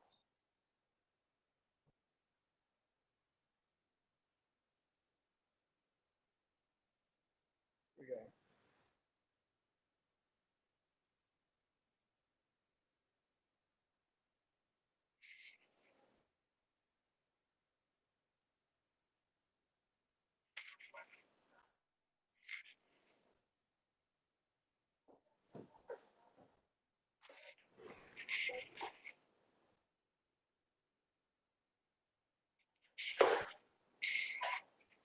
I'm dropping the link to the Grub Street from the New Yorker. I think it's from New York Magazine. About the restaurateur that pays all those business taxes, but isn't eligible for anything because he's undocumented. Mostly for context, because since it is more business related, it probably doesn't completely fit here. But it does demonstrate how an undocumented is helping to generate economic activity and paying into the system without benefit. Okay, yeah. Yeah, we can use some of those individual too. I was trying to remember if this article also was highlighting the kind of more broader estimated number. Mm-hmm. Yeah, I wish we had something more recent. Because I have that information on the state level, but maybe I can go back to taxation and policy.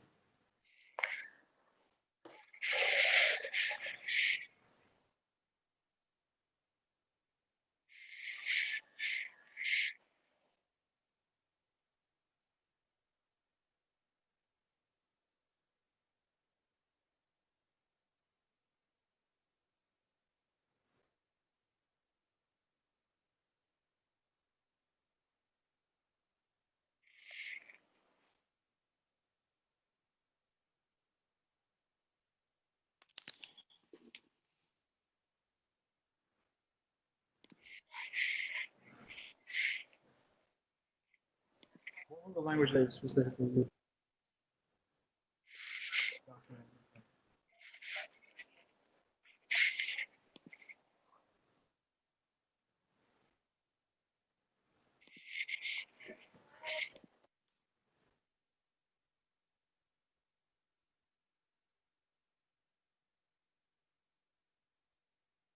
They're showing state. I don't think they're showing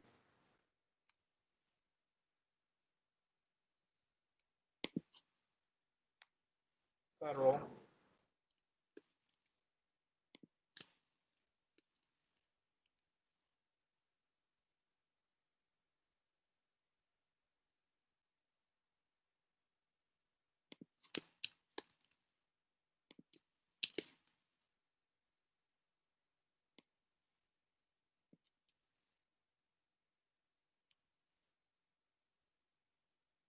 I mean, we can use this. This is going across the entire country and talking about contributions to state and local. It doesn't hit what's contributed on the federal, but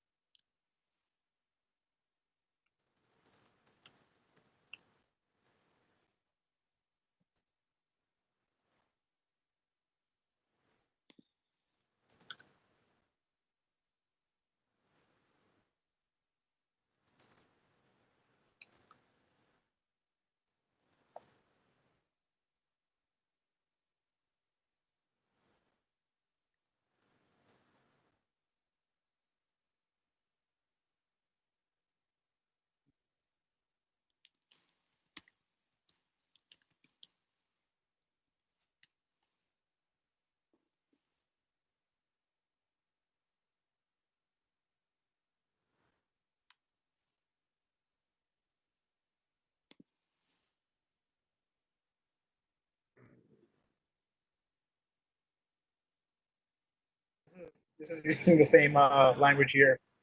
Okay.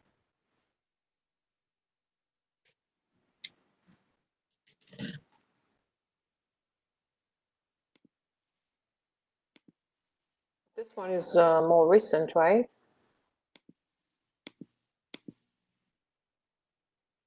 It's not the individual study, but this is going back to 2016.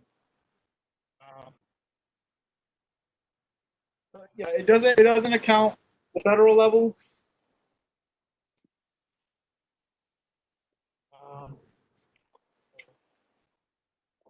Unfortunately, have information, I guess.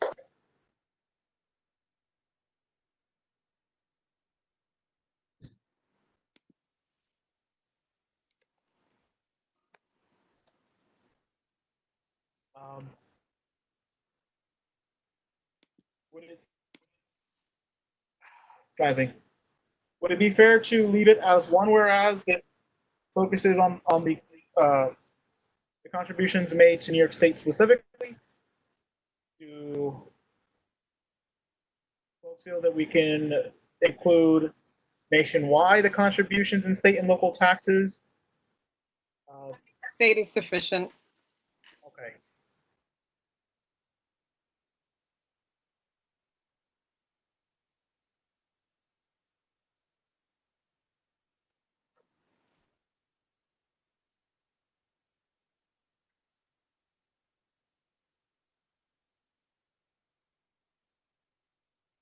And then going back to, I think, another question, did anyone feel that we should keep this specific language that is just really focusing on the occupations, careers of many?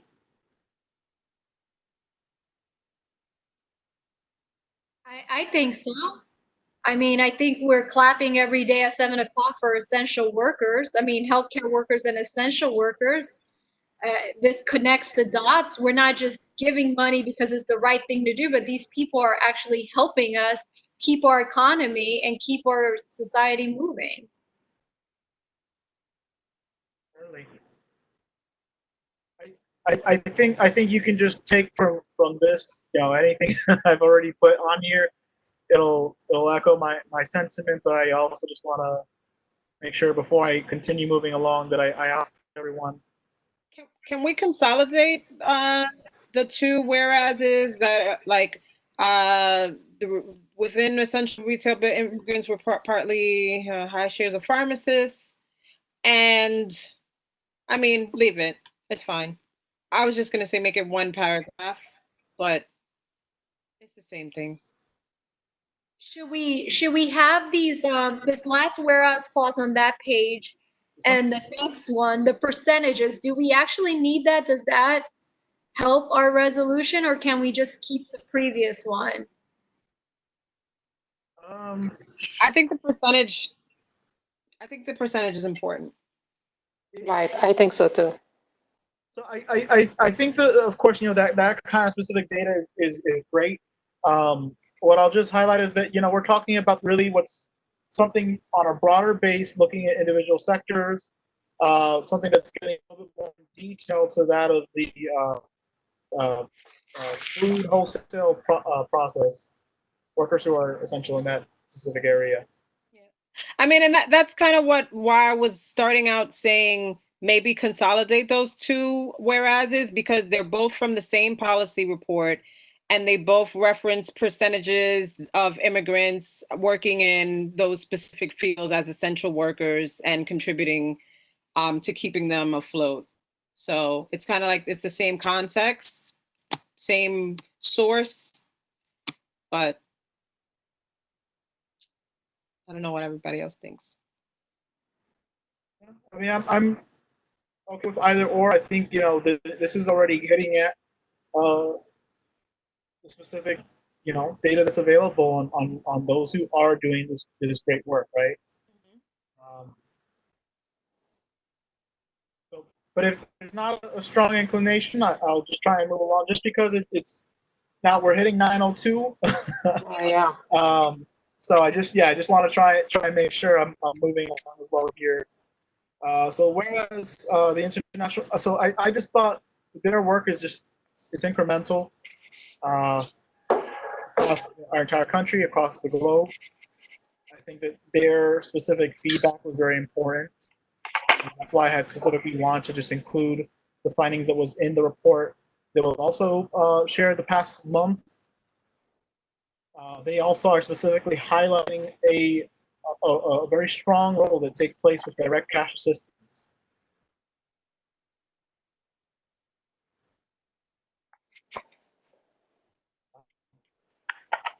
What I will say is that I'm also just thinking about this right now. This can probably be moved up higher, because I think it's also pointing out other governments have already done this.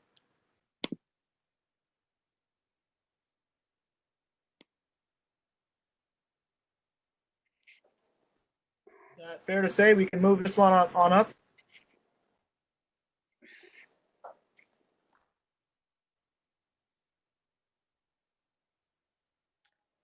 Up where?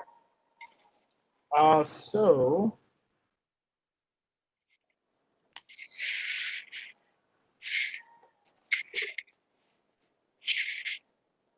probably after this whereas right here. Okay. I didn't get the line.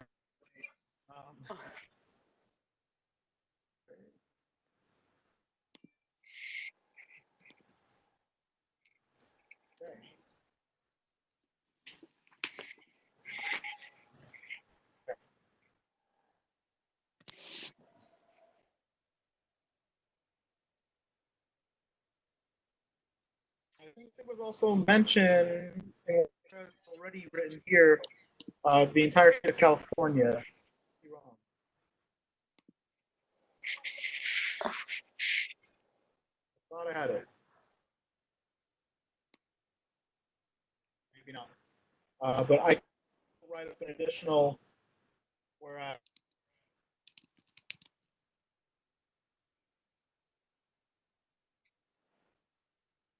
Does that seem fair?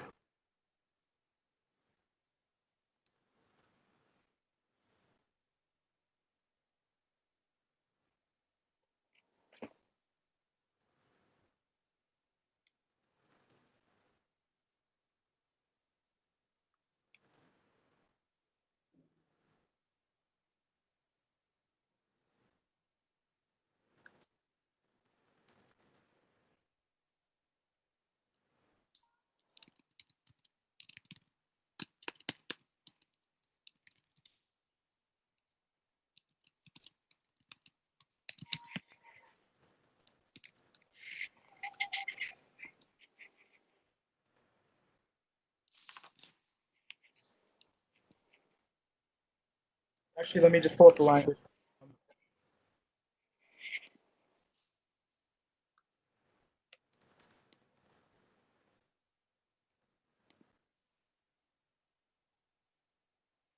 I don't remember what the language was. The state of California.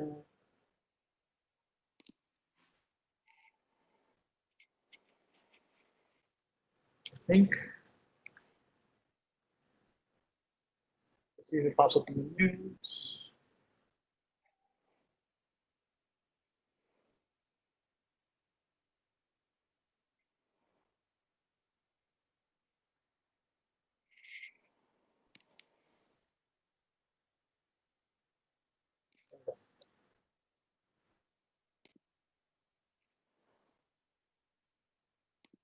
Are we voting on this tonight? Yes. I would hope so. Yeah.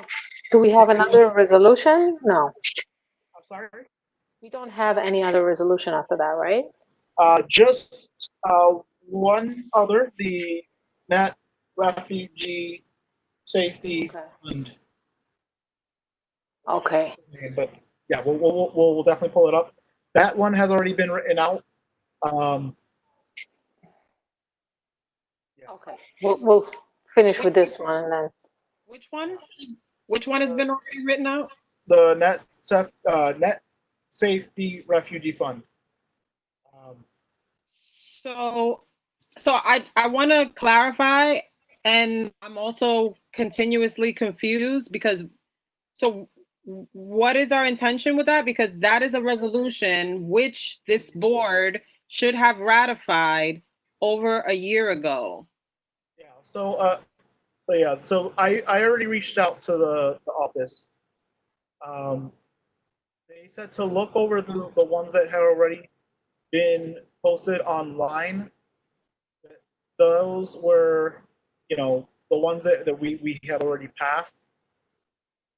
They said that, if it's not up there, then it hasn't been passed. So listen, Wait, Aisha, can we, let's finish. Is that the next item on the agenda, what you're talking about? yes. Yeah, Okay. yeah, that'll be My view, because it's 9:08, we should finish that reso and then we'll move to the next one. Then you'll clarify things for us. so let me just pull the language here.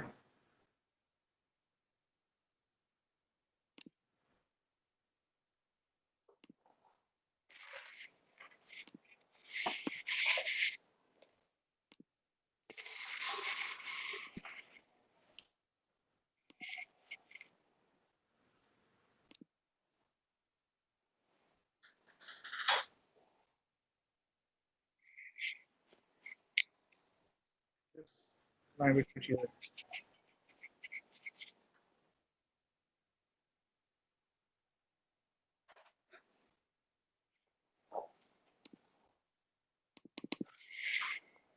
Supportive documentary immigrants.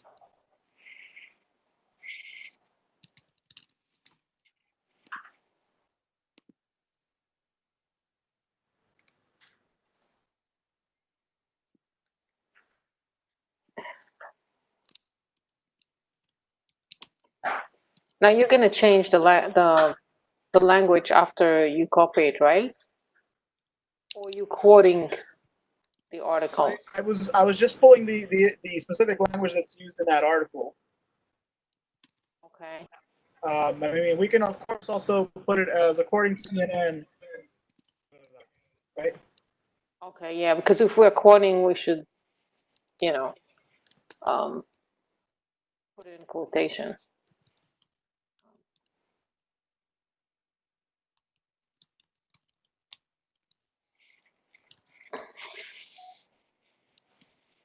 Okay, so we have then that language. We can continue going down from here. All right, this is the other material that we have.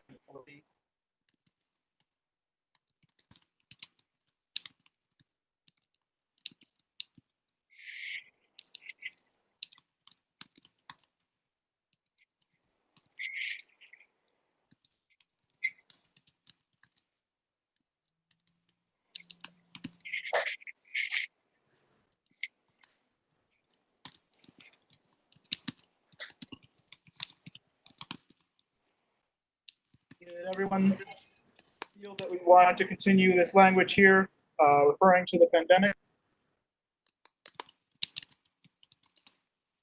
So these, of course, I recognize they're not specific to mentioning immigrants.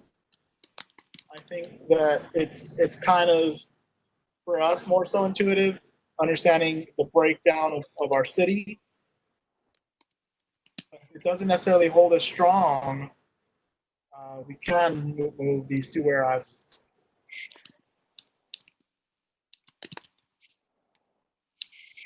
I would say that this is more specific. So this one we can agree to keep.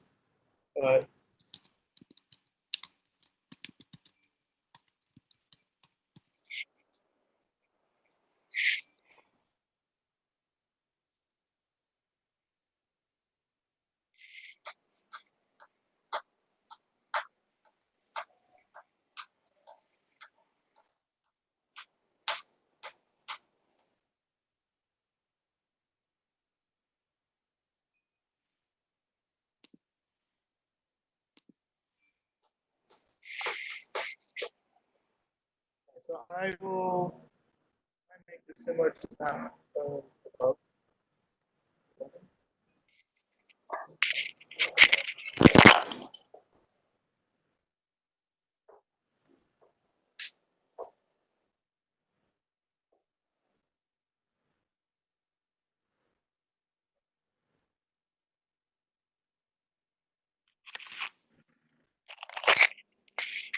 Okay.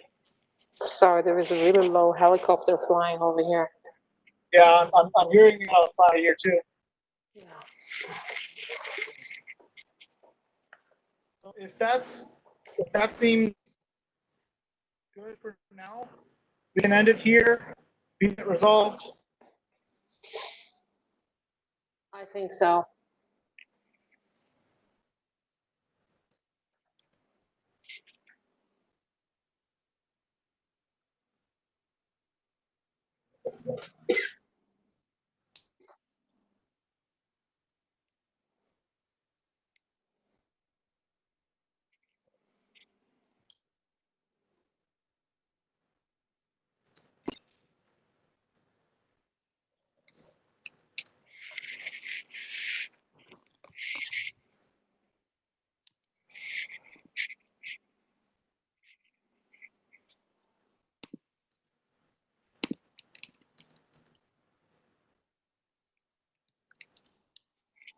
To the individual.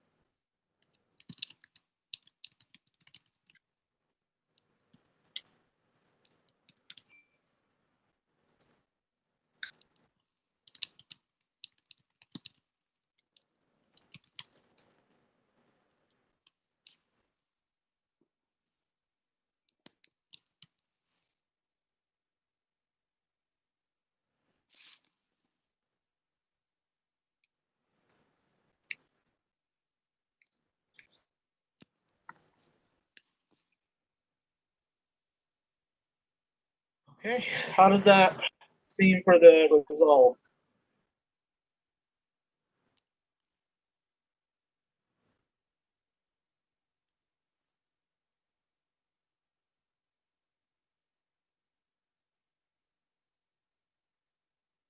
Okay. And I'll actually just make note of Senator.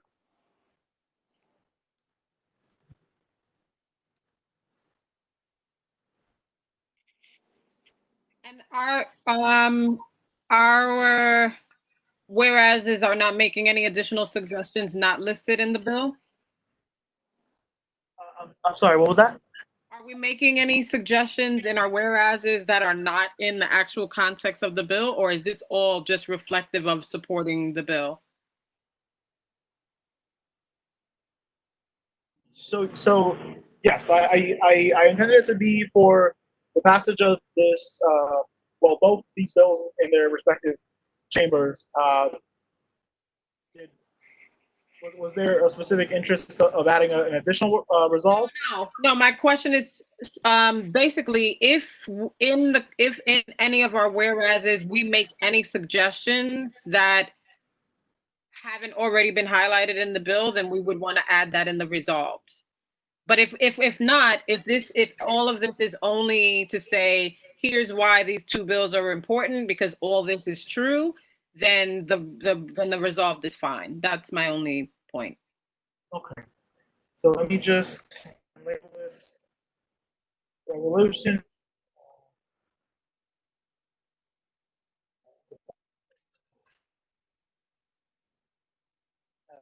By the individual Mark to Market Tax Act.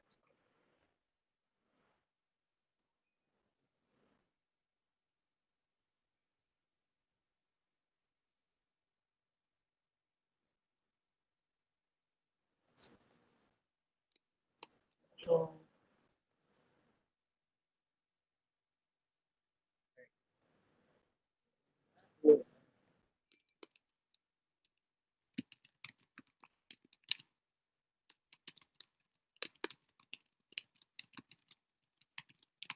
So that should be everything then for that one.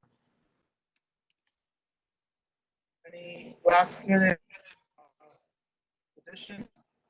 I'll try and go back and just add the little where, the little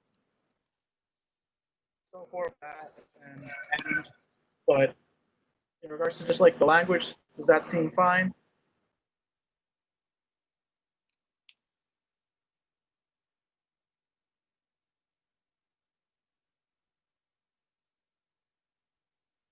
Yeah.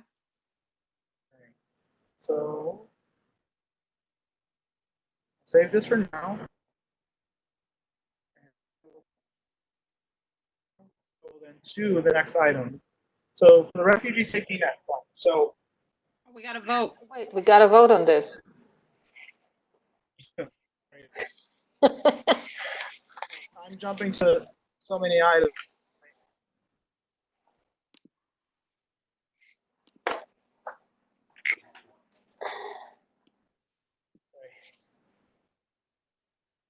You can tell I'm a little excited to eat some food. Specifically. Anything good on the menu? Hoping there's something good. Okay. So we'll now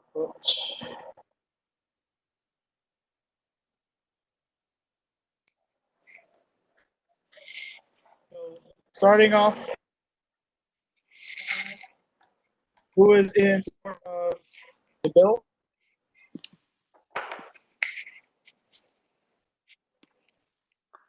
Are you doing roll call or how are we doing that? Trying to get it out of the. Here we go. Sorry. So yeah, I'd like to call for a vote on the resolution. Can I get a second? I'll second. Okay. Are you there? I'm sorry? We're asking if you're present because we're now calling for a vote. I am. Okay. Naisha, are you there?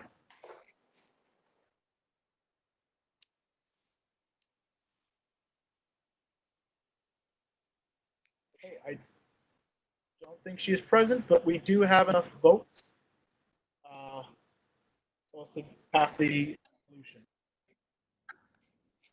My internet acting up. Sorry. No worries. Okay, so yeah, so I'm gonna start calling.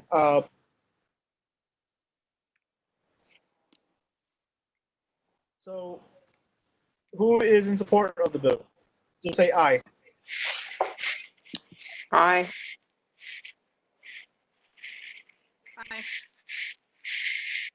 Aye. Aisha? I'm gonna abstain on this one. Sorry. I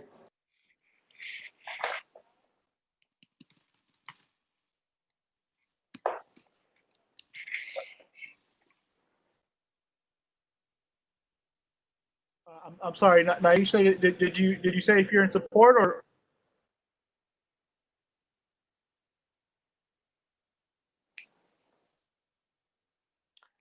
Can y'all hear me? I think you were going out there for a minute. Yeah, I vote aye. Sorry. Okay, and I'll vote aye as well.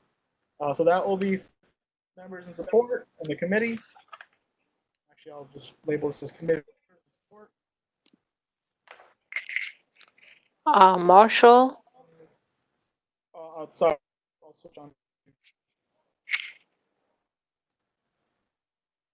Public.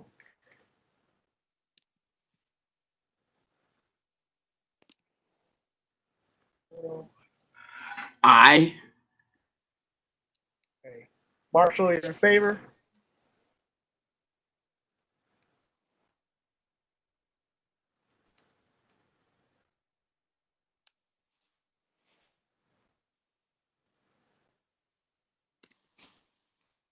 Okay, and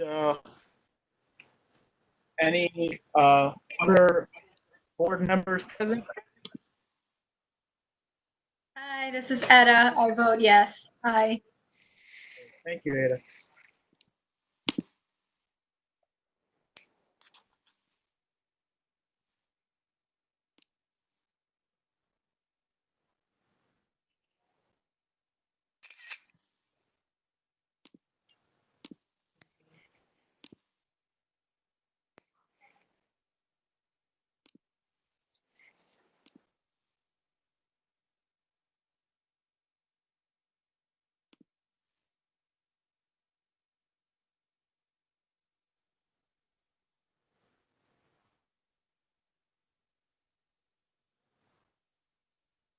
Okay, so I will now save these votes at the bottom of the resolution. And I will send it on out at the end of the meeting to everyone. So many things open right now.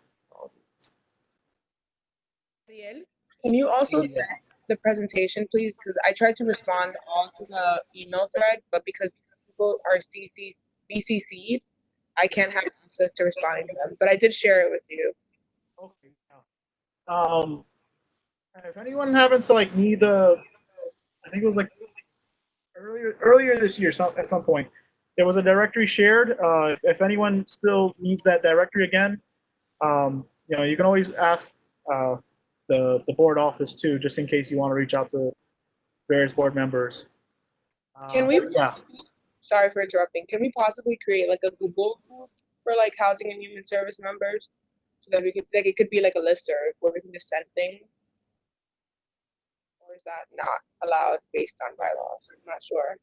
Like where we can send things to like the Functions as a listserv. So like if you send it to the group, then everyone receives it, and we can just send things and keep each other posted. Because I know that I sent something earlier, and now I'm only realizing that you were probably the only person that got it because of the BCC. But if we have a listserv, we don't necessarily have to have everyone's email, but we can still get in contact with like relevant and important information. Okay. Yeah. And I mean, sorry, what were you gonna say? No, I was just going to say that the attempt has been made multiple times to do that in this committee, without a lot of participation from members, to be perfectly honest. Some members didn't even bother trying to sign on. And not to say that that is going to be the case here. And I'm actually bringing that up with the hopes that it's not going to be the case. But I think deciding on the tool that is going to work best, we may need to put a little work into that, because part of the issue was members didn't have Gmail and didn't want to apply for a Gmail, and not to say that that's going to happen here again, but that was part of the obstacles. I think there is another issue. Because our email addresses can be foiled, how would you foil something like that? So I think that there's something to check with Jim in terms of if it's something we can do. So like the only thing is like it will be foiled equally as our email. It's just instead of having to type out everyone's email, it's just the group receives it all. So it's just basically like a shortcut to emailing the whole group. So it functions just as an email, not as like a group chat or anything where we're like back and forth. It's just kind of like I want to send to all instead of having to type everyone's email out. That's right, HNS, like Housing and Human Service, like committee. I get it. Okay. I mean, and the other suggestion that I made was actually for a Facebook group to be created. The reason why I preferred a Facebook group versus a listserv or email list is because I personally find email to be very unproductive, where someone sends something and someone else replies, or it just creates a thread and then people split off from the thread when they're responding. It becomes a mess, and it becomes a lot to manage, as far as like you got to open all these things when the way that Facebook is structured, or there's other platforms that are structured similarly. If I post a document, that's the document. If anyone says anything on it, the comments are all there embedded in that one document, and it also groups. You can upload files, you can upload PDFs, versus adding attachment to an email it's just more time consuming. I've seen a lot of confusion develop from that. So I don't know what people's thoughts are in that regard. Yeah, I've never so this is gonna sound very very unorganizer of me, but I've generally never worked with a specific list server.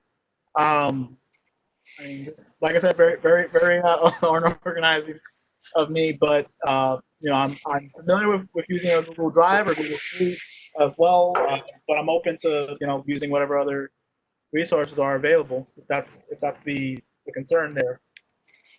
The only reason I bring up listserv is because not only will it be easier for us as a committee to talk to each other, but also if someone from the board has a housing and human service related concern, they can just email housing and human service listserv or CB housing and human service, and then we all get that correspondence versus having to type in everything.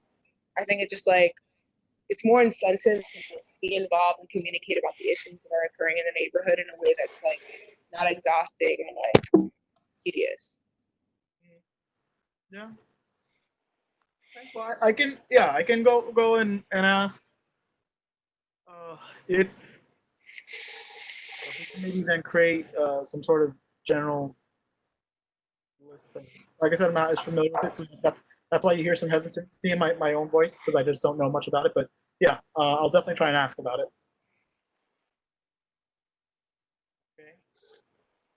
Okay. So unrelated, equally important, there is an event in Washington Heights on Saturday. I sent it. Did you get the flyer that I sent? Yeah, and I sent it over to the staff, and I asked them to share it with the public. Yeah, so there's a Black Lives Matter event on Saturday in Washington Heights. If anyone's interested in attending, I would literally be so happy. We need to show us if we can right now. I'm helping. So I'm not organizing. It's organizers in Washington Heights along with Assemblymember Dela Cruz, and she just reached out to me because I'm helping organize speakers. So not to be a stickler, but we still have another item, and I need to jump off soon, and that all falls in new business. So. Okay, so yeah, we'll just quickly then on over. Set the language. Thankfully, we have it. Pull it on up.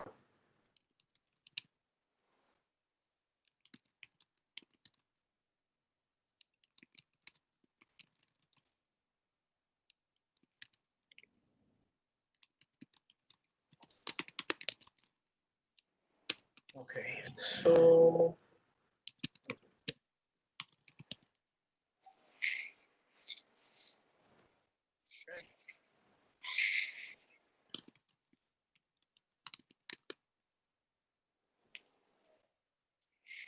Okay, so everyone should be seeing the resolution.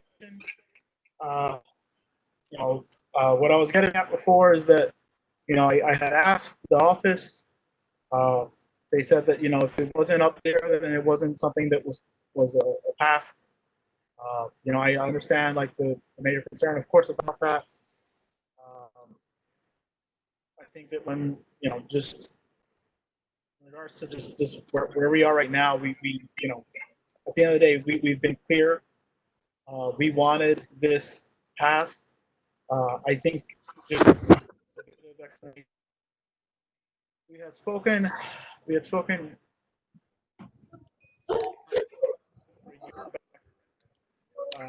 to a few individuals that had come to the board, specifically the Human Services Committee, to really highlight some of the concerns that were just much more prevalent at that time because of response by really the current federal administration.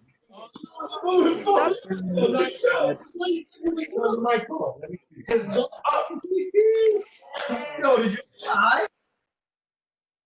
you.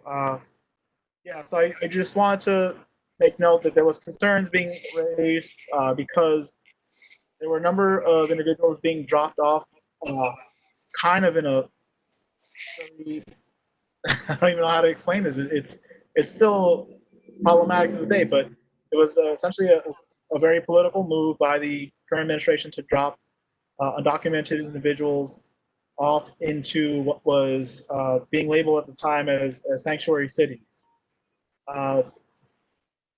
So I just want to step in here real quick. This sounds like we're about to re-adjudicate this. And I, on the side, had a discussion with Liz Ritter, who is our secretary, to ask her to dig into the records and find the vote total for this resolution.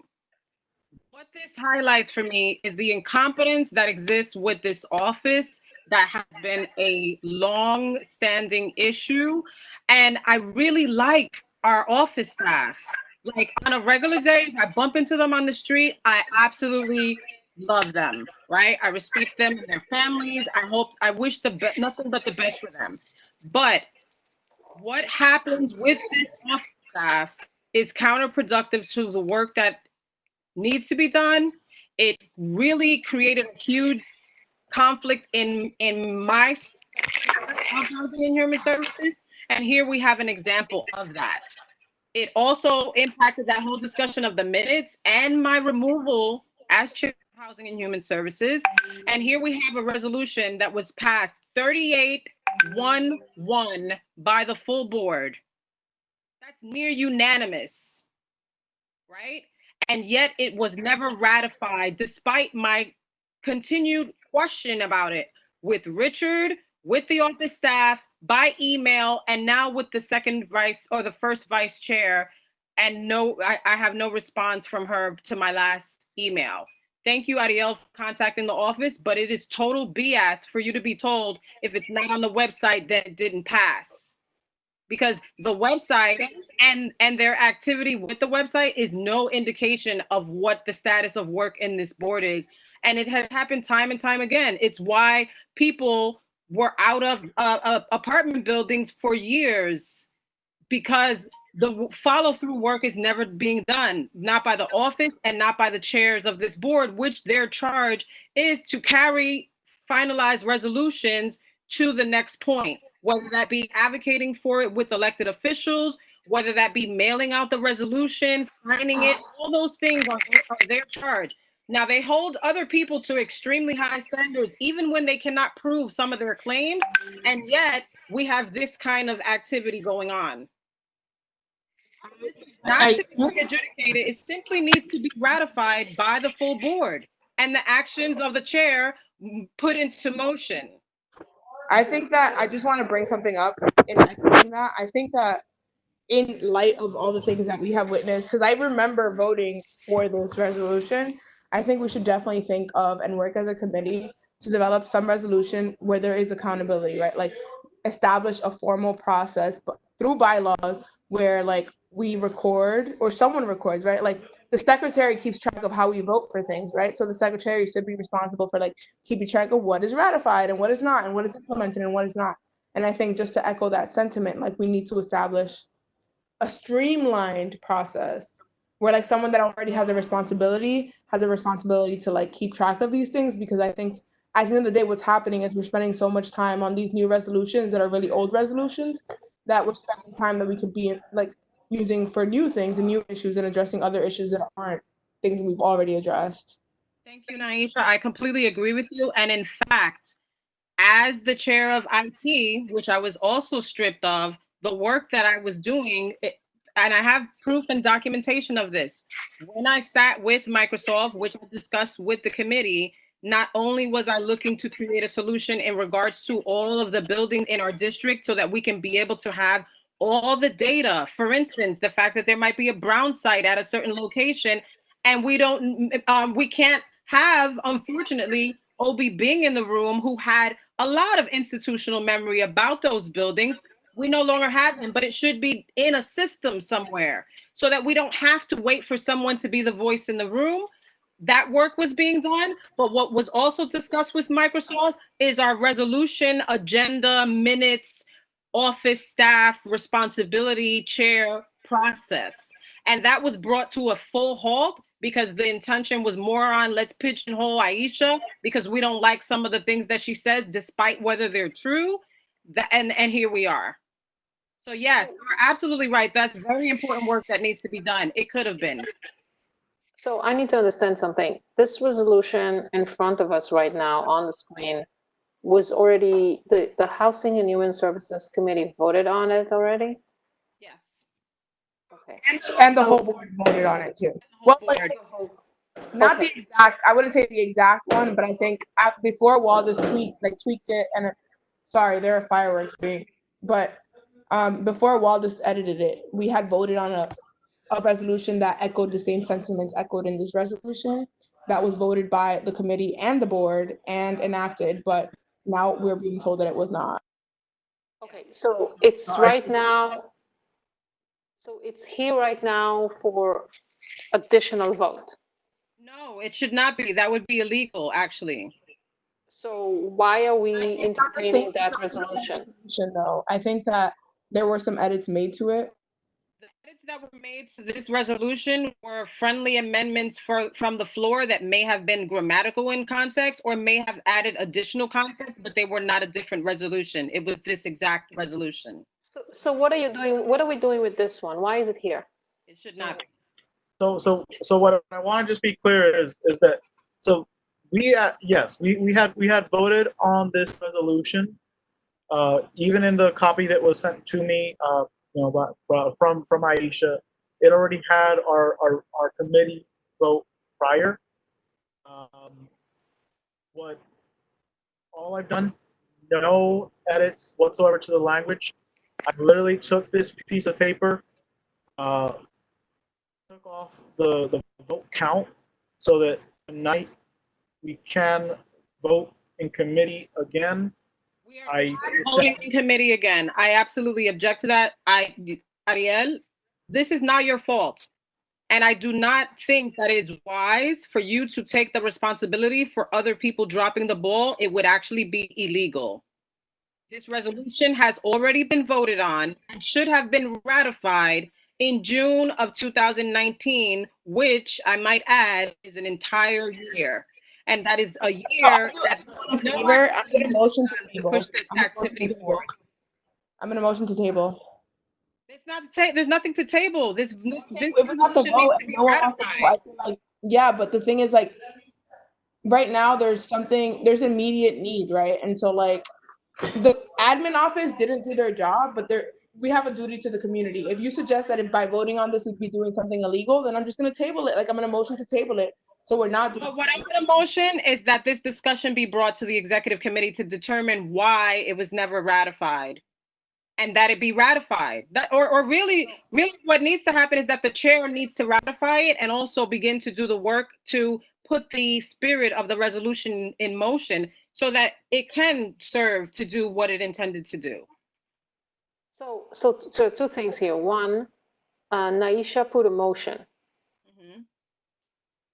If we have a motion on the floor, we have to vote on it. It would need to be seconded first, and my objection to the motion was to counter any second for the purpose that I believe that that's not necessary or appropriate. That really what needs to happen is this resolution where it stands, there's a next step that would generally happen that has not happened and needs to happen. Okay. So just for the purpose of the motion right now, is Naisha, are you dropping your motion, if there is such thing? Are you retreating your motion then? If no one seconds it, it doesn't need to be retreated. It would need to be seconded. I countered her motion with another motion, which is for it to go through the normal process that a resolution would go through, and anything else would be improper. But this resolution was already voted on, so I don't understand why it's here again. I'm still. It got here because I brought it up in the context of our last conversation with Carmen de la Rosa about the fact that, but mind you, I had already been communicating with Richard, with the office, by phone, in person, in email, and have had conversation also with our current first chair, right? That is why it's here. And I understand how it got here. It's not Ariel's fault at all.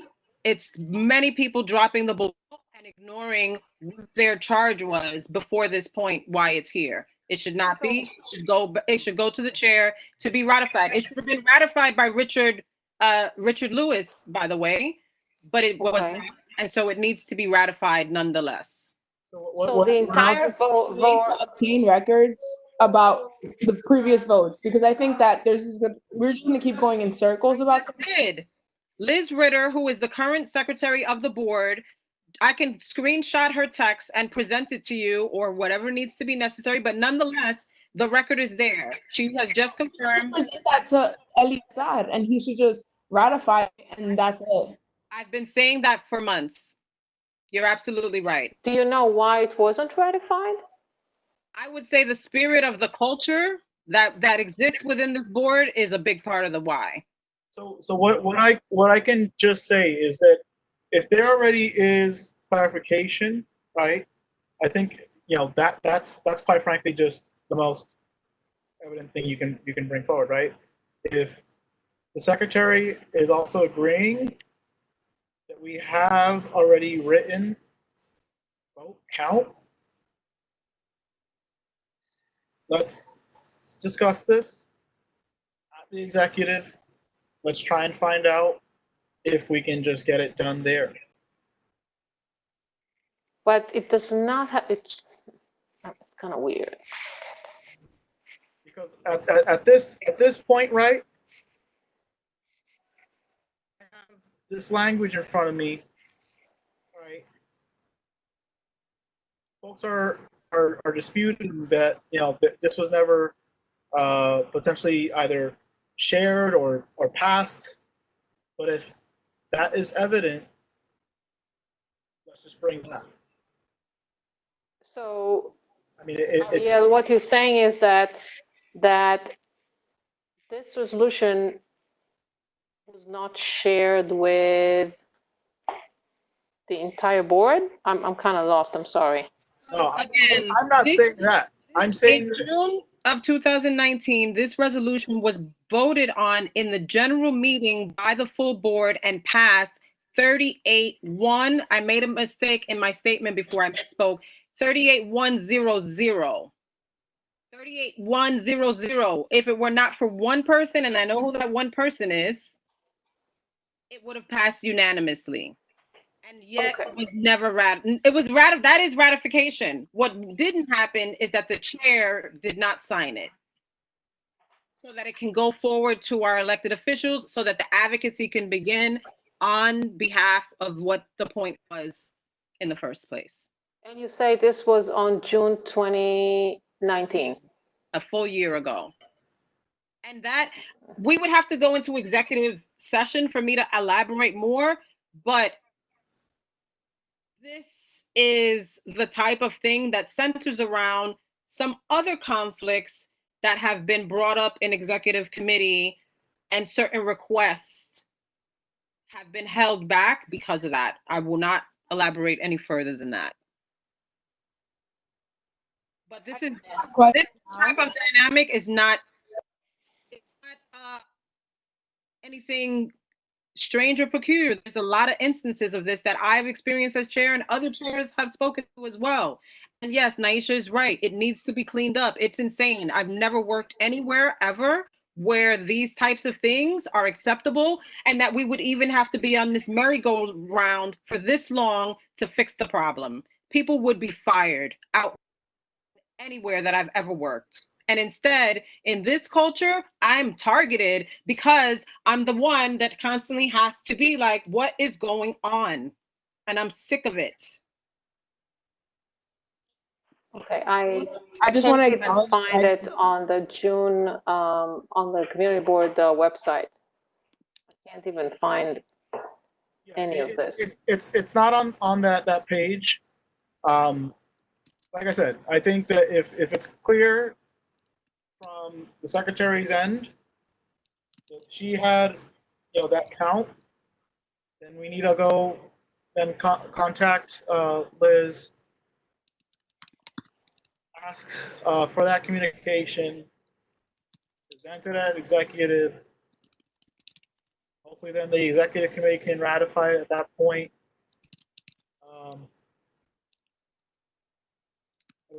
Yeah. Okay, so it's only, okay, This is so not, it's, this is not something I'm trying to very clearly make a point of contention. Just trying to follow procedure. If folks are not, necessarily willing to follow that procedure, then we really do have to bring it before executive. I'm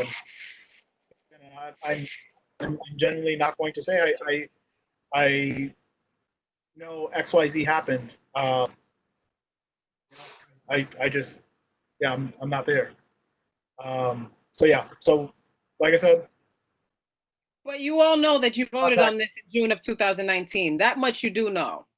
I So know it how to doesn't make find any it. sense that it wouldn't be ratified. It did pass.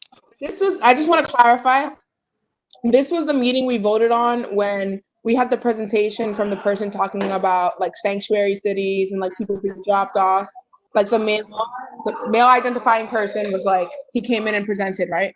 I just want to make sure that I'm very clear because I vividly remember that day and this resolution, but I do not remember it. I don't know if I was there or not for the general board, so I just want to make sure.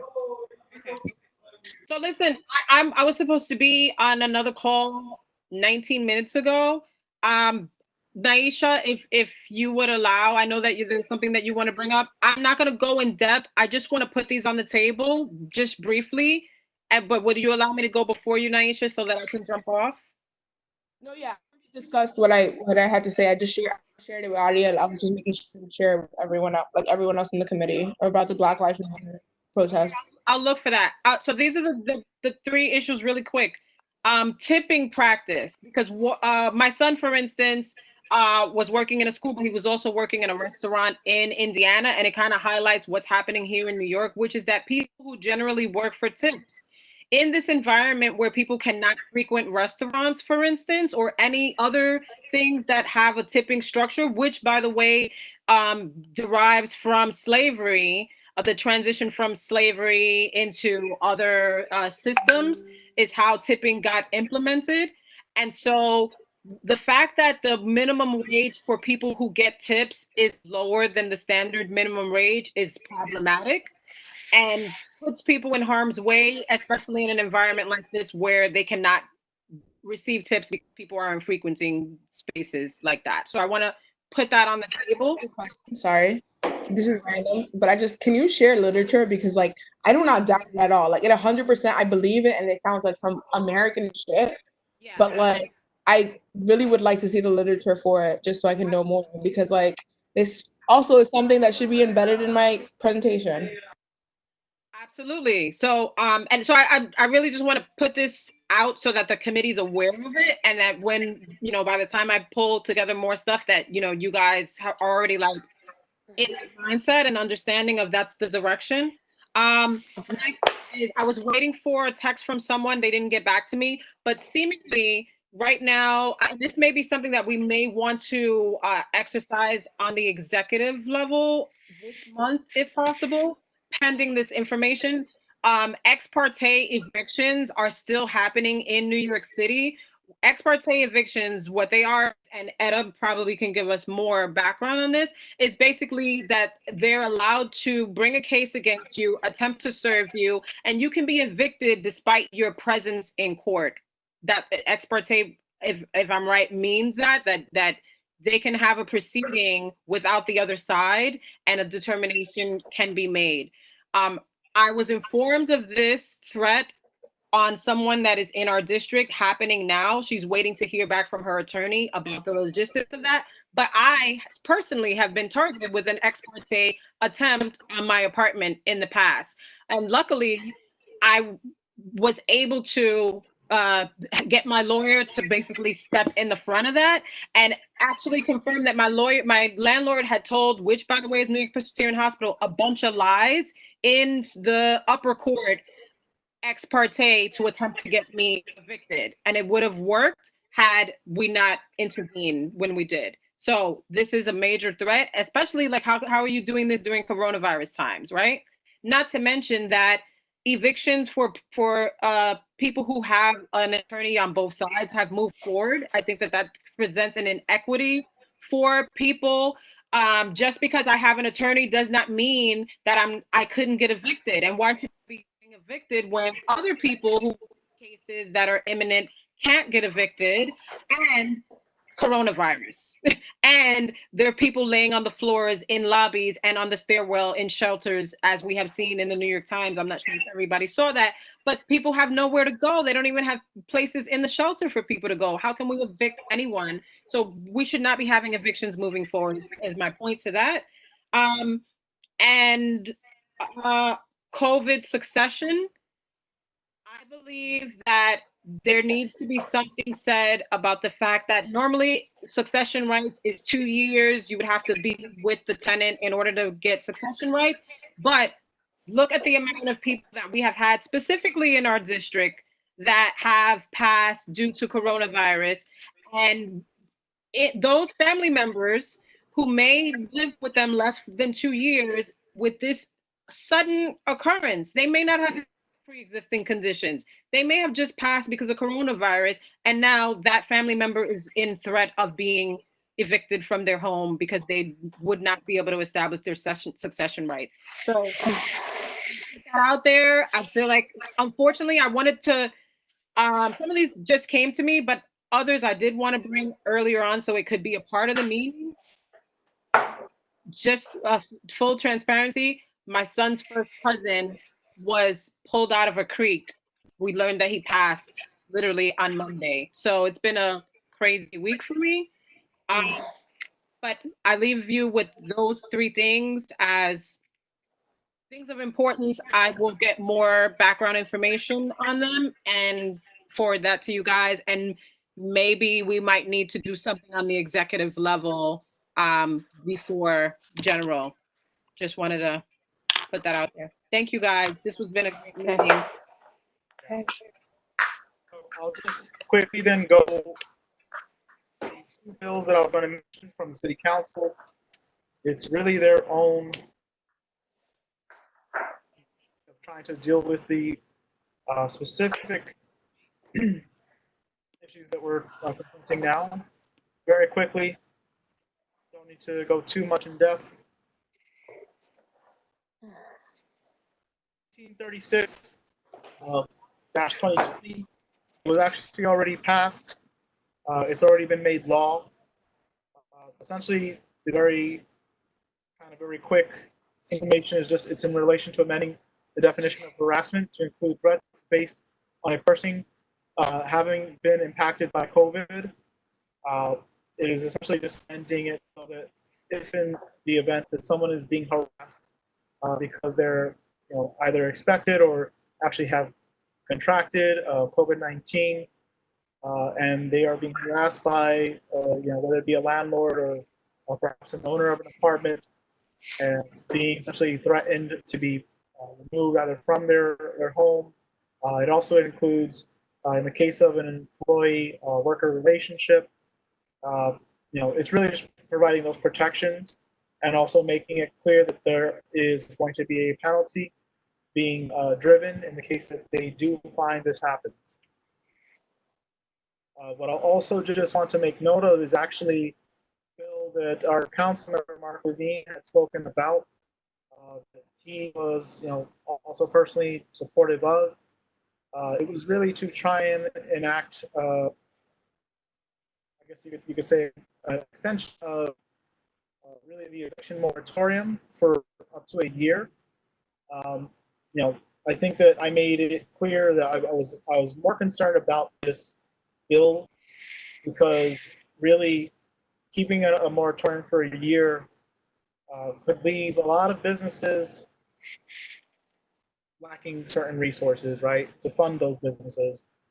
In an ideal circumstance, I think it does carry some weight to, of course, offer that protection. But I think it goes a bit too much to one end, leaving out the concern for the economy as a result. This bill is actually being laid over. It has not moved forward. It's been pretty much kept in committee. Right now, in addition, I'll also just make note that if you saw in the link I sent along with this bill, there is already a state wide sort of court case going on now because landlords are already upset with the extension of the current eviction moratorium. In order to enact such a drastic measure, it really will take the actions of the state. And I think that, members of the council also have to be essentially privy to that. They have to understand that there will be a lot of pushback on this. Not just because of, big time landlord, but also a lot of small businesses. It does drive a lot of question for the economy for a lot of small businesses. So, maybe there will be something happening along these lines. I certainly do look forward to learning more about it. If there is more work being done to understand the impact of this bill, I definitely would love to see it. Does anyone have any comments, concerns about these last two items?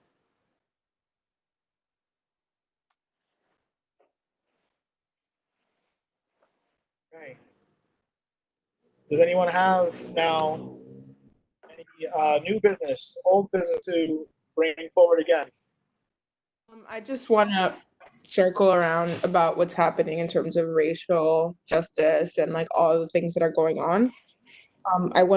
I know, sorry, Ariel, if I say like I'm imposing, but I just wanted to provide space for people to speak about it if they needed to, and for people to know that you don't have to say it here, you don't have to tell me now, but if you need to talk to someone or just to like express yourself, I know personally I've been dealing with a lot of people messaging me on Instagram and being exhaustive really is the only way that I can put it. But I just want to let everyone know that I'm here to have a conversation and to like, can I have resources? I know that I can share with you all. There's this resource for like people of color who are constantly being challenged about their stance on the Black Lives Movement and like ways to like interact with those people in a way that like doesn't compromise your like well-being. So I just wanted to bring that up and offer the space for people to reach out to me if they feel that they need someone to talk, but also again bring up the protest, not the protest, but like there's an event happening in Washington Heights in support of the Black Lives Matter movement, specifically like Washington Heights in support of Black Lives Matter. And I would really, really appreciate it if you all showed up and supported. Thank you, Naisha. Yeah, no, not ever gonna be imposing at all. Looking out for this community, and I appreciate that.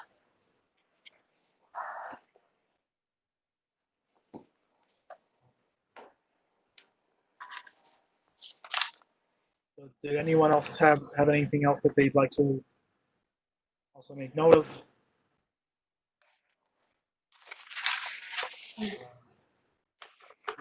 I do also realize that I didn't necessarily bring it up at the very beginning of the meeting.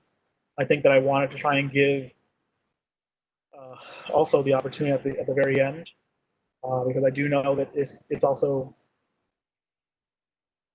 just very exhausting for a lot of individuals, mentally, spiritually, health-wise. Quite frankly, I think that it's just that we have not necessarily always had a proper space. I think that even right now, even amongst the executive committee members, I'll just also state here that there's kind of I think just a very strong problematic understanding of how to address this kind of concern.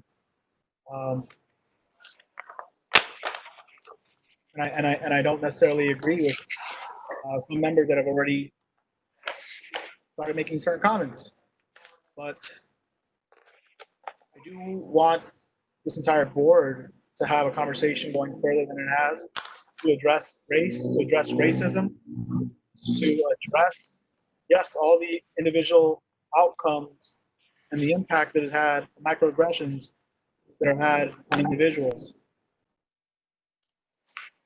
I think that right now we're having an issue just even saying the word race or racism. And I think that's one of the most upsetting elements. I think words, thoughts, prayers are important. I think action is more important to me. I think that having been a government an employee for years now, having seen concerns of accountability being raised, having participated on the 2019 Charter Commission, having really advocated for accountability,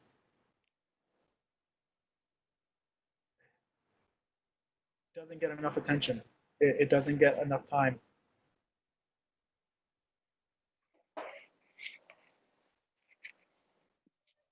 And of that, I just want to say that, oh, see, did you have something to say? Because I just spoke, so just to follow procedures.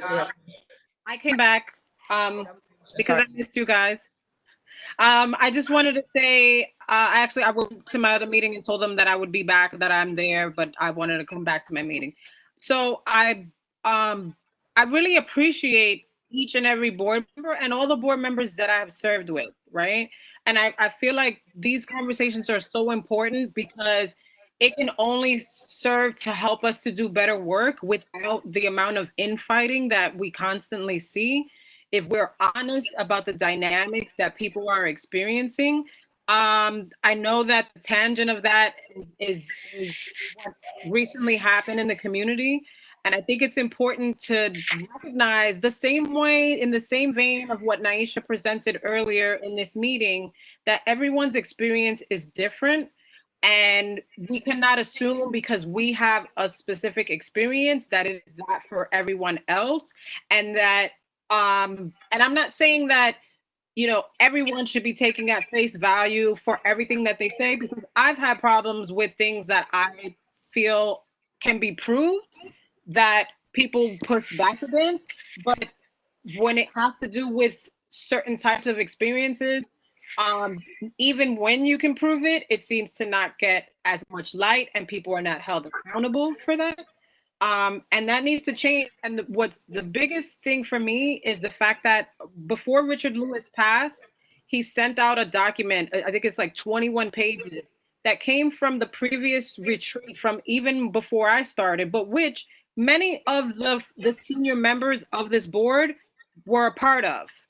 And I have to say to you that reading those 21 pages was astounding to me, because basically everything that was documented from that retreat are things that many people on the board, people who have quit the board, I have been in meetings where people stormed out because they were exhausted. I've gotten to the point of questioning, why am I here if these are the dynamics that play out, right? And to see that a document actually confirms things that I've been saying over and over again, and people who have been here and were a part of that process have been looking at me like I have four heads, yet that document exists.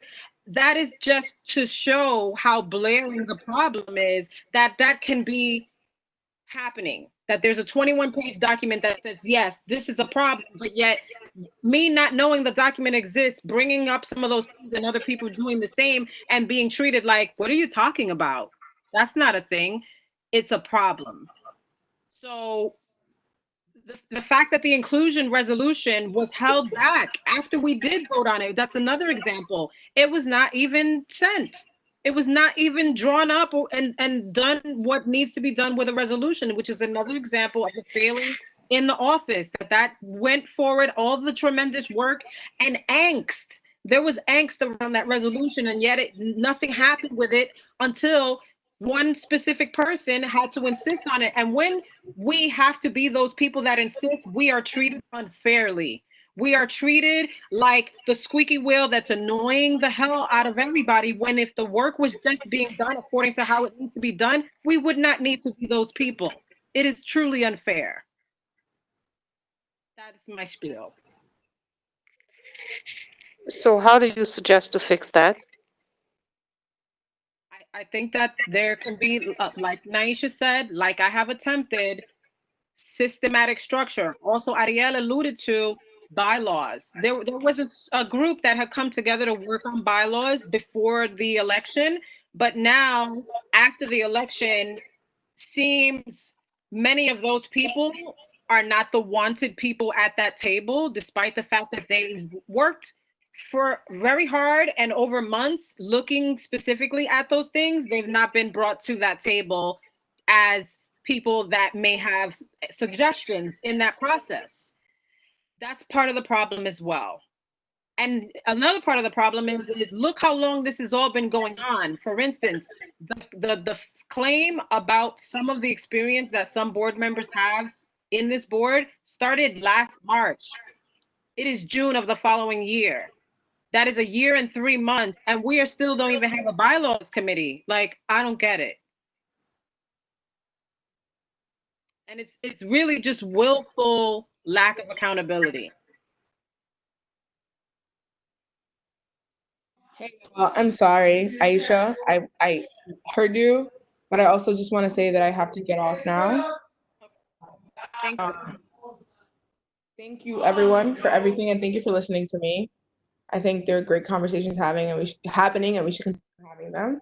I know I won't see y'all for 3 months, but I just wanted to acknowledge and respect everything that was said and say that I value it, and that I think there's so much work for us to do, and I'm so happy to be doing it alongside all of you. Happy to have you here doing it. All right. Have a good night, y'all. Good night. So I just also want to continue echoing that very introduction already just being made by Naisha, in just giving people time if they would like to take any moment right now to say something that they have also been mostly trying to work through in their own capacity. But I also understand that for some who may not want to say something, that is because you're still trying to work through it.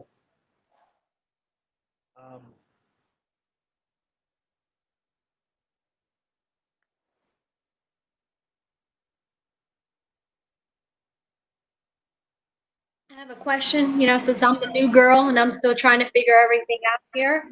So I hear that the community board is still working out about their bylaws and whatnot. Does this committee have sort of like a mission statement, some values that we abide by, some goals? Anything that kind of, the reason I'm asking is because when I think of a housing committee, right? What is it? Housing and Human Services. That's is the title of this committee. There's certainly a racial justice component that needs to be like front and center, right? Because when we're talking about keeping people in their homes, or not just affordable housing, but quality housing, and what kind of populations we want to serve, and what kind of issues that we want to propose to the board and to keep on the forefront. What kind of organizations we want to invite to our meetings.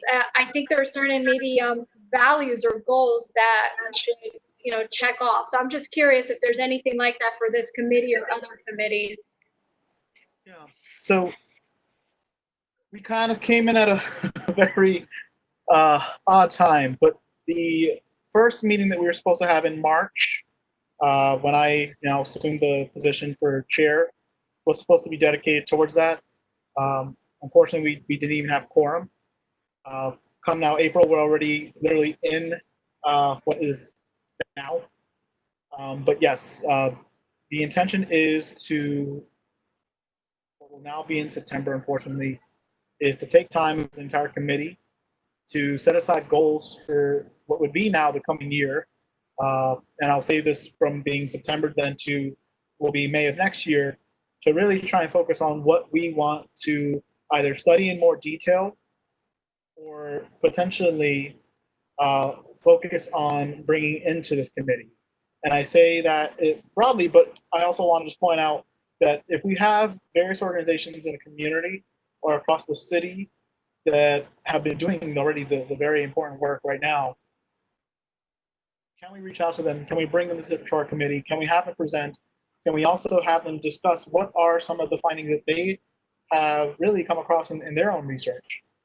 Because quite frankly, like I would love to have the Furman Center present to us, but I would also love to essentially reach out to the Center for Law and Social Justice at Medgar Evers College.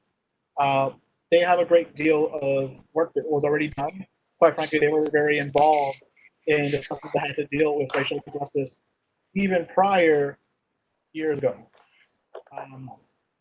So I think that that's kind of the things that we should outline. I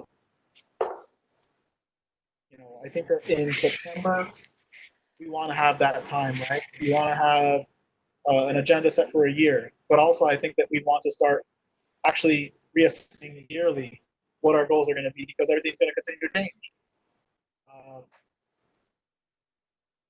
Personally, I think that we need to spend more time on discussing elements of the potential rezoning. I know that it has been quote unquote stalled now, but something tells me that that might very well become another point of issue for us again. Mhm. On that note, you know that the oral arguments are scheduled for next week, right? June 10th? Yep. Yeah, that's why I'm saying right away. I have a feeling. But yeah, I do think that we will need to discuss a bit more, but also potentially even work with some of the other committees. What I also was mentioning, I've been having some individual conversations with other chairs. I think that we also need to have more joint meetings. I think that that might also add to some of the ways in which we could potentially work, whether it be, let's say, with the Youth and Education Committee, talking about the homelessness rate for a lot of young children that are in public schools, and potentially then working with, let's say, small business. So, like I said, those are just my thoughts. I do want to take some time to really allow us to lay out what our agenda is going to be for the next coming year. Thank you. That was really helpful. And of course, if I join your committee, if I'm placing your committee, I'll reach out to you separately about some other ideas, because it's already so late. So, to be respectful of everyone's time. No, thank you. And thank you for coming to today's meeting. Seriously. So, if there is nothing else on top of New World business, I just want to say I wish you all a wonderful summer. I hope you get to connect as much as possible with your loved ones, and I hope to see you all soon. Maybe if we get called into a committee of the whole, we might see each other sooner. But I do wish you all well, and again, just thank you for the work you've done. I know this is a very odd time that we all kind of came and got assembled together, but it works well. And I appreciate every one of your contributions. Thank you. Thank you, Ariel. Good work. Thank you, everyone. Okay. Bye. Have a good night. Great meeting, everyone. Good night. Oh, and I'm so sorry. I'd like to call this meeting to a close. May I get a second? Okay. 16. Thank you, everyone. Yes, 10:16 p.m. Have a great night. Take care. Bye. Good night.